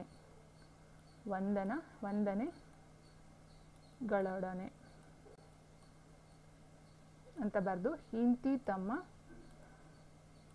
ತಮ್ಮ ವಿಶ್ವಾಸಿ ಅಂತ ಹಾಕ್ಬಿಟ್ಟು ಇಲ್ಲಿ ಸೈನ್ ಮಾಡೋ ಹೋಗಿಲ್ಲ, XXX ಅಂತಲೇ ಹಾಕ್ಕೊಳ್ಬೇಕು ನೀವು. ಓಕೆನಾ. ಸೊ ಇಲ್ಲಿ ಸೈನ್ ಮಾಡೋ ಹೋಗಿಲ್ಲ. ನೆಕ್ಸ್ಟ್ ಬಂದು ಸ್ಥಳ ಮತ್ತು ದಿನಾಂಕವನ್ನು ಮೆನ್ಷನ್ ಮಾಡಬೇಕು. ಇಲ್ಲಿ ಸ್ಥಳ ದಿನಾಂಕ ಇಲ್ಲೂ ಸಹ ನಾನು ಆಲ್ರೆಡಿ ಹೇಳಿದಾಗೆ ನಿಮ್ಮ ಒಂದು ಹೆಸರನ್ನ ಬರೆಯೋಗಿಲ್ಲ, ಸ್ಥಳನ ಹಾಕೋ ಹೋಗಿಲ್ಲ. ಸೊ ಇಷ್ಟು ಬಂದು ಈ ಒಂದು ಪತ್ರಲೇಖನಕ್ಕೆ ಬರ್ತಕ್ಕಂಥದ್ದಾಗಿರುತ್ತೆ. ಆ್ಯಂಡ್ ಅದಾದ ನಂತರ ಲಾಸ್ಟಲ್ಲಿ ಬರ್ತಕ್ಕಂಥದ್ದು ಯಾವುದು, ಈ ಕೆಳಗಿನ ಗಾದೆಗಳಿಗೆ ಅರ್ಥ ಸ್ವಾರಸ್ಯವನ್ನು ಬರೆಯಿರಿ ಅಂತ ಕೊಟ್ಟಿದ್ದಾರೆ. ಸೊ ಇಲ್ಲಿ 2 ಗಾದೆಗಳನ್ನು ಕೊಡ್ತಾರೆ. 2 ಗಾದೆಗಳಿಗೆ 5 ಮಾರ್ಕ್ಸ್ ಇರ್ತಕ್ಕಂಥದ್ದು. ಒಂದು ಗಾದೆಗೆ 5 ಮಾರ್ಕ್ಸ್, ಇನ್ನೊಂದು ಗಾದೆಗೆ 5 ಮಾರ್ಕ್ಸ್, ಒಟ್ಟು ಬರ್ತಕ್ಕಂಥದ್ದು 10 ಮಾರ್ಕ್ಸ್ಗಳನ್ನು ಕೊಡ್ತಾರೆ. ಸೊ ಇಲ್ಲೂ ಅಷ್ಟೇ ಯಾವುದೇ ಒಂದು ಗಾದೆಗಳನ್ನು ಕೊಟ್ಟರೆ ನಿಮಗೆ ಫಸ್ಟ್ ಪೀಠಿಕೆಯನ್ನು ಹಾಕಬೇಕಾಗುತ್ತೆ. ಸೊ ಕೊಟ್ಟಿರ್ತಕ್ಕಂಥ ಗಾದೆ ಯಾವುದೇ ಗಾದೆ ಆದರೂ ಅಷ್ಟೇ ಎಲ್ಲ ಗಾದೆಗೂ ಫಸ್ಟ್ ಪೀಠಿಕೆ ಒಂದೇ ಆಗಿರ್ತಕ್ಕಂಥದ್ದು. ಏನಂತ ಹೇಳಿದರೆ ಗಾದೆಗಳನ್ನು ಈ ಮೇಲಿನ ಗಾದೆಯು ಕನ್ನಡ ಜನಪ್ರಿಯ ಗಾದೆ ಮಾತುಗಳಲ್ಲಿ ಒಂದಾಗಿದೆ ಅಂತ ಬರೀತಕ್ಕಂಥದ್ದು ಫಸ್ಟ್ ಸಾಲು. ಈ ಮೇಲಿನ ಗಾದೆ ಮಾತು ಕನ್ನಡ ಜನಪ್ರಿಯ ಗಾದೆ ಮಾತುಗಳಲ್ಲಿ ಒಂದಾಗಿದೆ. ಸೊ ನೀವು ಯಾವುದೇ ಗಾದೆಗಾದರೂ ಸಹ ಅದನ್ನೇ ಬರೀಬೇಕಾಗುತ್ತೆ. ಅದಾದ ನಂತರ ಗಾದೆಗಳು ಜ್ಞಾನದ ಆಗರ ಅಂತಕ್ಕಂಥದ್ದು ಒಂದು ಪಾಯಿಂಟನ್ನು ಹಾಕ್ಕೊಳ್ಳಿ. ಅದಾದ ನಂತರ ನಾವು ಗಾದೆಗಳು ಅಂತರಂಗದ ಜೀವನಕ್ಕೆ ಕನ್ನಡಿ ಅಂತಿವೆ, ಅದು ಒಂದು ಪಾಯಿಂಟ್ನ ಹಾಕ್ಕೊಳ್ಳಿ. ಯಾವುದೇ ಗಾದೆ ಆದರೂ ಅಷ್ಟೇ. ಅದಾದ ನಂತರ ವೇದ ಸುಳ್ಳಾದರೂ ಗಾದೆ ಸುಳ್ಳಾಗೋದು, ವೆರಿ ಇಂಪಾರ್ಟೆಂಟು. ವೇದ ಸುಳ್ಳಾದರೂ ಗಾದೆ ಸುಳ್ಳಾಗದು ಅಂತಕ್ಕಂಥ ಒಂದು ಪಾಯಿಂಟ್ನ ಹಾಕ್ಕೊಂಡು ಸೊ ಇಷ್ಟನ್ನ ಮೇಲ್ಗಡೆ ಒಂದು ಇದಕ್ಕೆ ಪೀಠಿಕೆಯಲ್ಲಿ ಹಾಕಿ. ಸೊ ಇಷ್ಟು ಬಂದು ಒಂದು 3-4 ಲೈನ್ ಆಗಿರುತ್ತೆ.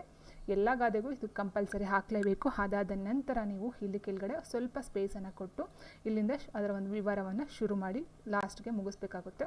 ಸೊ ಮುಗಿಸಿ ಲಾಸ್ಟಲ್ಲೂ ಸಹ ಒಂದು ತೀರ್ಮಾನವನ್ನು ಸಹ ಒಂದು ಫೈನಲ್ ಕನ್ಕ್ಲೂಷನಲ್ಲಿ ತೀರ್ಮಾನ ಅಂತೇನು ಬರೆಯೋ ಆಗಿಲ್ಲ. ಸೊ ಆನ್ಸರ್ನ ನೀವು ನೀಟಾಗಿ ಒಂದು ಸ್ವಲ್ಪ ಸ್ಪೇಸ್ ಕೊಟ್ಟು ಫುಲ್ ಇದನ್ನು ಇಲ್ಲಿ ಒಂದು ಕೊಟೇಶನ್ ಥರ ನೀವು ಬರಿಬೇಕಾಗಿರುತ್ತೆ.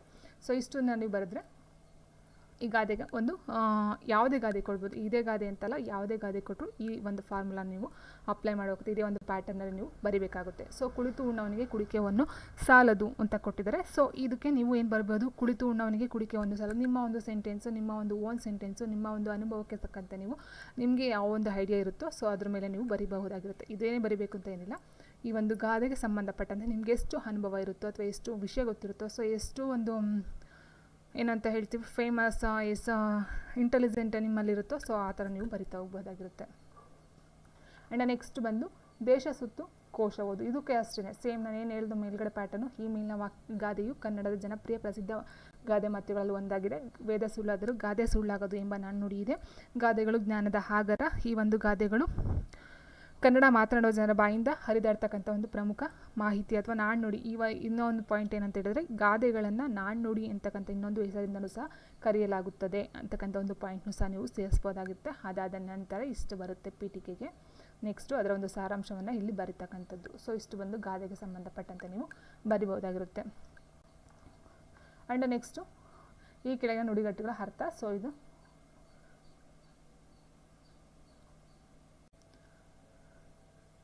ಪ್ರಕ್ಷುಬ್ಧ ಅಂತ ಹೇಳಿದ್ರೆ ಅದರ ಅರ್ಥ ನಾವು ನೋಡ್ತಾ ಹೋದರೆ ಕಿರಿಕಿರಿ ಆಗಿರ್ಬೋದು, ಅಥವಾ ನೆಮ್ಮದಿ, ಮಾನಸಿಕವಾಗಿ ನೆಮ್ಮದಿ ಇಲ್ಲ ಅಂತಕ್ಕಂಥದ್ದು ಹೇಳಬಾರ್ದಾಗಿದ್ದು ಕಿರಿಕಿರಿ ಅಂತ ಮೇಯ್ನಾಗಿ ಹೇಳ್ಬಹುದು. ನೆಮ್ಮದಿ ಇಲ್ಲ ಅಂತಕ್ಕಂಥ ಅರ್ಥದಲ್ಲಿ ಬರುತ್ತೆ. ಇದರ ಒಂದು ಆಪೋಸಿಟ್ ಅಂತ ಹೇಳಿದರೆ ಶಾಂತ, ನೆಮ್ಮದಿ, ಈ ಥರ ಬರ್ತಕ್ಕಂಥದ್ದು, ಶಾಂತವಾಗಿರ್ತಕ್ಕಂಥದ್ದು. ಇಟ್ ಮೀನ್ಸ್ ಪೀಸ್ಫುಲ್ ಅಂತ ಹೇಳ್ಬೋದು. ಈ ಥರದಲ್ಲಿ ನಾವು ಆನ್ಸರ್ನ ಮಾಡಬಹುದಾಗುತ್ತೆ, ಶಾಂತ. ಸೊ ಇದು ಬಂದು KPSC ಕಡ್ಡಾಯ ಕನ್ನಡ ಭಾಷಾ ಪರೀಕ್ಷೆ ಈ ರೀತಿ ಇರುತ್ತೆ, ರೈಟಿಂಗ್ ಎಕ್ಸಾಮ್ ಇರುತ್ತೆ. ಸೊ KE ಬಂದು ಮಲ್ಟಿಪಲ್ ಚಾಯ್ಸ್ ಕ್ವಶನ್ಸ್ ಇರ್ತಕ್ಕಂಥದ್ದು. ಸೊ ನೋಡ್ತಾ ಹೋಗಿ. ಆಲ್ಮೋಸ್ಟ್ ನಾವು ಒಂದು 2-3 ಪೇಪರ್ನ ನೋಡ್ಕೊಳ್ತಾ ಹೋದರೆ ಟಫ್ ಅಂತ ಏನು ಅನಿಸೋದಿಲ್ಲ. ನೀವು ಸಮಾನಾರ್ಥಕ ಪದ ಮತ್ತು ಇವೆಲ್ಲ MCQs ಇಲ್ಲ. ಸೊ ನೀವು ಜಸ್ಟ್ ಒಂದು ಲಿಸ್ಟ್ಗಳನ್ನ ತೊಗೊಂಡು ಸಮಾನಾರ್ಥಕ ಪದಗಳನ್ನ ಒಂದು ಲಿಸ್ಟನ್ನು ಮಾಡ್ತಾ ಹೋಗಿ, ಮತ್ತು ತತ್ಸಮ ತದ್ಭವದ ಒಂದು ಲಿಸ್ಟ್ಗಳನ್ನ ತೊಗೊಳ್ಳಿ, ಸಿಗುತ್ತೆ ಅದೆಲ್ಲ PDF ಸಿಗುತ್ತೆ. ಮತ್ತು ಸಮಾನಾರ್ಥಕ ಪದ, ವಿರುದ್ಧ ಪದ, ತತ್ಸಮ ತದ್ಭವ ಮತ್ತು ನುಡಿಗಟ್ಟುಗಳು ಆ್ಯಂಡ್ ಗಾದೆ ಮಾತುಗಳಂತೂ ತುಂಬ ಈಸಿಯಾಗಿ ಬರಿಬಹುದು. ಯಾಕಂದರೆ ಗಾದೆ ಮಾತುಗಳೇ ಮೇಯ್ನಾಗಿ ಒಂದು 2-3 ಲೈನು ಪೀಠಿಗೆಗಳನ್ನ ಕೊಟ್ಬಿಟ್ರೆ ಅದಾದಮೇಲೆ ಅದು ನಮಗೆ ಅದ್ರ ಬಗ್ಗೆ ಏನು ಅನುಭವ ಇರುತ್ತೋ ಅದನ್ನು ನಾವು ಆನ್ಸರ್ನ ಈಸಿಯಾಗಿ ಮಾಡಬಹುದಾಗಿರುತ್ತೆ. ಸೊ ಆಲ್ಮೋಸ್ಟ್ ಎಲ್ಲ ಈಸಿಯಾಗಿರುತ್ತೆ ಕನ್ನಡ, ಅಷ್ಟೊಂದು ಟಫ್ ಏನಿಲ್ಲ. ಬಟ್ ಏನಂತ ಅಂದರೆ ಈ ಒಂದು ಗ್ರಾಮರ್ ಮಿಸ್ಟೇಕು, ಸ್ಪೆಲ್ಲಿಂಗ್ ಮಿಸ್ಟೇಕ್ ಇರಬಾರ್ದು, ಮತ್ತು ಅಕ್ಷರಗಳು ದುಂಡಾಗಿ ಅಂದವಾಗಿ ಬರಿತಕ್ಕಂಥದ್ದು, ಅವ್ರಿಗೆ ಅರ್ಥ ಆಗ್ತಕ್ಕಂಥ ನೀಟಲ್ಲಿ ಇದರಲ್ಲಿರಬೇಕು. ಮತ್ತು ನೀವು ನೋಡಿರಬಹುದು, ಯಾವುದು ಕಣ್ಣಿಗೆ ಬೇಗ ಚೆನ್ನಾಗಿ ಕಾಣಿಸುತ್ತೋ ಅದು ಮೈಂಡು ಬೇಗ ಪಾಸಿಟಿವ್ ಆಗಿ ತೊಗೊಂಡು ಜಸ್ಟ್ ಒಂದು ಮೈನ್ ನೋಡ್ತಾ ಹೋಗ್ತಾರೆ. ಬಟ್ ನಮಗೇನು ಅರ್ಥನೇ ಆಗಲ್ಲ ಅಂದರೆ ಆನ್ಸರ್ ಬರೆದಿದ್ರೂ ಸಹ ಅದಕ್ಕೆ ಮಾರ್ಕ್ಸ್ಗಳನ್ನ ಕಳ್ಕೊಳ್ತಕ್ಕಂಥ ಒಂದು ಸಾಧ್ಯತೆ ಇರುತ್ತೆ. ಸೊ ಹಾಗಾಗಿ ಬರೀತಕ್ಕಂಥ ಹ್ಯಾಂಡ್ ರೈಟಿಂಗು ತುಂಬ ಮುದ್ದಾಗಿರಲಿ ಮತ್ತು ಗ್ರಾಮರ್ ಮಿಸ್ಟೇಕು ಕಡಿಮೆ ಇರಲಿ. ಸೊ ಇಲ್ಲಿ ನೀವು ನೋಡಿದ ಹಾಗೆ ಈಗ ಏನು ನೋಡಿದ್ವಿ ಅಂತ ಹೇಳಿದ್ರೆ, ಇಲ್ಲಿ ಯಾವುದೇ ಒಂದು ಅಲಂಕಾರ, ಛಂದಸ್ಸಿಗೆ ಸಂಬಂಧಪಟ್ಟಂತೆ ಯಾವುದೇ ಒಂದು ಮಾಹಿತಿ ನಿಮಗೆ ಕೊಡೋದಿಲ್ಲ. ಸೊ ಫಸ್ಟ್ ನಾವು ನೋಡ್ತಾ ಹೋದ್ವಿ, ಇದು ಒಂದು ಪ್ರಬಂಧಕ್ಕೆ ಸಂಬಂಧಪಟ್ಟಂತೆ ಕೊಟ್ಟು, ಎರಡು ಬಂದು ಒಂದು ಗದ್ಯ ಭಾಗವನ್ನು ಕೊಟ್ಟು ಅದಕ್ಕೆ ಸಂಬಂಧಪಟ್ಟಂತೆ ಕ್ವಶನ್ ಆನ್ಸರ್ಸ್ಗಳನ್ನ ಕೊಡ್ತಾ ಹೋಗ್ತಾರೆ. ಆ್ಯಂಡ್ ಮೂರನೇ ಮೇನ್ ಬಂದು ನಾವು ನೋಡ್ತಾ ಹೋದಾಗ ಇಲ್ಲಿ ಏನು ಬಂತು, ಸೊ ಇಲ್ಲಿ ನೋಡಿ ಮೂರನೇದು ಬಂದು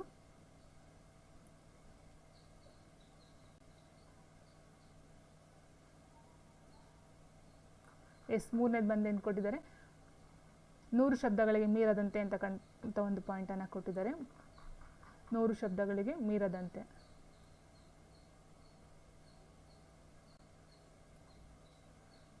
ಮತ್ತು ಒಂದು ಪತ್ರಲೇಖನ ಕೊಟ್ಟಿದ್ದಾರೆ. 100 ಶಬ್ದ ಪತ್ರಲೇಖನ, ಗಾದೆ ಮಾತು. ಆ್ಯಂಡ್ ಅದಾದ ನಂತರ ಬರ್ತಕ್ಕಂಥದ್ದು ಕನ್ನಡ ಮತ್ತು ಇಂಗ್ಲೀಷ್ಗೆ, ಕನ್ನಡಕ್ಕೆ ಭಾಷಾಂತರಿಸಿ ಅಂತಕ್ಕಂಥದ್ದು. ಅದಾದ ನಂತರ ಬರ್ತಕ್ಕಂಥದ್ದು ನುಡಿಗಟ್ಟುಗಳು. ನೆಕ್ಸ್ಟ್ ಬರ್ತಕ್ಕಂಥದ್ದು ಒಂದು ವಾಕ್ಯದ ಉತ್ತರಿಸಿ. ಅದಾದ ನಂತರ ಬಂದು ತತ್ಸಮ ತದ್ಭವ. ಆಮೇಲೆ ನೆಕ್ಸ್ಟ್ ಬಂದು 10ನೇ ಮೇನ್ ಬಂದು ಪದಗಳನ್ನು ಬಿಡಿಸಿ ಬರೀತಕ್ಕಂಥದ್ದು. ನೆಕ್ಸ್ಟ್ 11ನೇದು ಬಂದು ಸಮಾನಾರ್ಥಕ ಪದಗಳು, ಪದಗಳ ಅರ್ಥ ಕೊಟ್ಟಿದ್ದಾರೆ. ಲಾಸ್ಟು 12 ಬಂದು ಕೊಟ್ಟಿರ್ತಕ್ಕಂಥದ್ದು ಯಾವುದು, ಈ ಒಂದು ವಿರುದ್ಧ ಪದಗಳನ್ನು ವಿರುದ್ಧ ಪದಗಳು. ಸೊ ಇಷ್ಟನ್ನು ಕೊಟ್ಟಿದ್ದಾರೆ. ಸೊ ವಿರುದ್ಧ ಪದ, ಸಮಾನಾರ್ಥಕ ಪದ, ತತ್ಸಮ ತದ್ಭವ ಕೊಟ್ಟಿರ್ತಕ್ಕಂಥ ಒಂದು ವಾಕ್ಯದಲ್ಲಿ ಉತ್ತರಿಸಿ, ನುಡಿಗಟ್ಟುಗಳು. ಆ್ಯಂಡ್ ಸ್ವಂತ ವಾಕ್ಯದಲ್ಲಿ ಬರೆಯಿರಿ, ಗಾದೆ ಮಾತು, ಇಂಗ್ಲೀಷಿಂದ ಕನ್ನಡಕ್ಕೆ ಟ್ರಾನ್ಸ್ಫರ್ ಮಾಡ್ತಕ್ಕಂಥದ್ದು. ಆ್ಯಂಡ್ ನೆಕ್ಸ್ಟ್ ಒಂದು ಗದ್ಯ ಕೊಟ್ಟು ಕ್ವಶನ್ ಆನ್ಸರ್ಗಳನ್ನ ಮಾಡ್ತಕ್ಕಂಥದ್ದು, ಪ್ರಬಂಧ, ಮತ್ತು 100 ಪದಗಳಿಗೆ ಮೀರದಂತೆ ಒಂದು ಇದನ್ನ ಸಾರಾಂಶವನ್ನು ಬರೀತಕ್ಕಂಥದ್ದು. ಸೊ ಇಷ್ಟನ್ನ ಕೊಟ್ಟಿದ್ದಾರೆ. ಸೊ ಇದರಲ್ಲಿ ನಿಮಗೆ ಯಾವುದೇ ಒಂದು ಅಲಂಕಾರ, ಛಂದಸ್ಸನ್ನು ಕೊಟ್ಟಿಲ್ಲ. ಅಲಂಕಾರ, ಛಂದಸ್ಸು ಈ ಥರ ಯಾವುದೇ ಒಂದು ಕೊಟ್ಟಿಲ್ಲ. ಆ್ಯಂಡ್ ಇನ್ನೊಂದು ಸಾಹಿತ್ಯಕ್ಕೆ ಸಂಬಂಧಪಟ್ಟಂತೆ ಸಹ ಕೊಟ್ಟಿಲ್ಲ. ಸಾಹಿತ್ಯ, ಅಲಂಕಾರ, ಛಂದಸ್ಸು ಇದು ಯಾವುದು ಕೊಟ್ಟಿಲ್ಲ. ಸೊ ಇಷ್ಟನ್ನ ನೀವು ನೋಡಿಕೊಂಡು ಆರಾಮಾಗಿ 50 ಮಾರ್ಕ್ಸ್ನ ಆರಾಮಾಗಿ ಸ್ಕೋರ್ ಮಾಡ್ಬೋದು. ಜಾಸ್ತಿ ಏನು ನೀವು ವರಿ ಮಾಡ್ಕೊಳ್ತಕ್ಕಂಥ ಒಂದು ಅವಶ್ಯಕತೆ ಇರೋದಿಲ್ಲ. ಸೊ ಇದೆಲ್ಲ ಗೊತ್ತಿರ್ತಕ್ಕಂಥ ಒಂದು ಇದರಲ್ಲಿ ಕೊಟ್ಟಿರ್ತಕ್ಕಂಥದ್ದು, ಅರ್ಥ ಆಗಲ್ಲ ಮಾಡಲ್ಲ ಅಂತಕ್ಕಂಥದ್ದು ಏನಿಲ್ಲ. ಸೊ ನಿಮ್ಗೆ ಆಲ್ಮೋಸ್ಟ್ ಎಷ್ಟು ಗೊತ್ತಿರುತ್ತೋ ಅಷ್ಟನ್ನೇ ನೀವು ಬರಿತಾ ಹೋದರೆ 150 ಮಾರ್ಕ್ಸ್ಗೆ ಆರಾಮಾಗಿ 50 ಮಾರ್ಕ್ಸ್ನ ಈಸಿಯಾಗಿ ತೊಗೊಳ್ಬೋದು. ಸೊ ಇದಕ್ಕೆ ಯಾವುದೋ ಒಂದು ಪ್ರಿಪ್ರೇಷನ್ ಅಂತಕ್ಕಂಥದ್ದು ಏನು ಜಾಸ್ತಿ ತೊಗೊಳ್ತಕ್ಕಂಥದ್ದಿಲ್ಲ. ಜಸ್ಟ್ ಒಂದು ವಾರ, ಒಂದು 15 ದಿವಸ ನೀವೆಲ್ಲ ಪ್ರಿಪ್ರೇಷನ್ ಆರಾಮಾಗಿ ಮಾಡ್ಕೊಳ್ಬಹುದಾಗಿರುತ್ತೆ. ಸೊ ಹಾಗಾಗಿ ನೀವು ಪೇಪರ್ 2 ಏನಿರುತ್ತೋ ಸೊ ಅದಕ್ಕೆ ಜಾಸ್ತಿ, ಇಟ್ ಮೀನ್ಸ್ ಪೇಪರ್ 1 ಮತ್ತು ಪೇಪರ್ 2 ಏನಿರುತ್ತೋ ಅದಕ್ಕೆ ಜಾಸ್ತಿ ಕಾನ್ಸಂಟ್ರೇಷನ್ ಮಾಡಿ ಓದ್ಕೊಂಡ್ರೆ ಬೆಟರು. ಸೊ ಇದಕ್ಕೆ ಟೈಮ್ ಹಾಕೋದಕ್ಕಿಂತ ನೀವು ಈ ಒಂದು ಪೇಪರ್ಗೆ ಟೈಮ್ ಹಾಕ್ತಕ್ಕಂಥದ್ದು ತುಂಬ ಒಳ್ಳೆಯದು ಅಂತ ನನ್ನ ಒಂದು ಒಪಿನಿಯನು. ಸೊ ಇದು ಕನ್ನಡ ಮೀಡಿಯಮವ್ರಿಗೆ, ಆಲ್ಮೋಸ್ಟ್ ಕನ್ನಡ ಇಂಗ್ಲೀಷ್ ಮೀಡಿಯಮವ್ರಿಗೆ. ಬಟ್ ಬೇರೆ ಒಂದು ಇಟ್ ಮೀನ್ಸ್ ಮುಸ್ಲಿಮ್ಸು, ಕ್ರಿಶ್ಚಿಯನ್ಸ್ ಆ ಥರದವ್ರಿಗೆ ಸ್ವಲ್ಪ ಎಫರ್ಟ್ ಬೇಕಾಗುತ್ತೆ. ಬಟ್ ಕನ್ನಡ ಮೀಡಿಯಮವ್ರಿಗೆ ಇದೆಲ್ಲ ಜಾಸ್ತಿ ಏನು ಕಷ್ಟ, ಟಫ್ ಅಂತಕ್ಕಂಥ ಒಂದು ಪ್ರಾಬ್ಲಮ್ ಅಲ್ವೇ ಅಲ್ಲ. ಸೊ ಆರಾಮಾಗಿ ನೀವು ಸ್ಕೋರ್ ಮಾಡಬಹುದಾಗಿರುತ್ತೆ.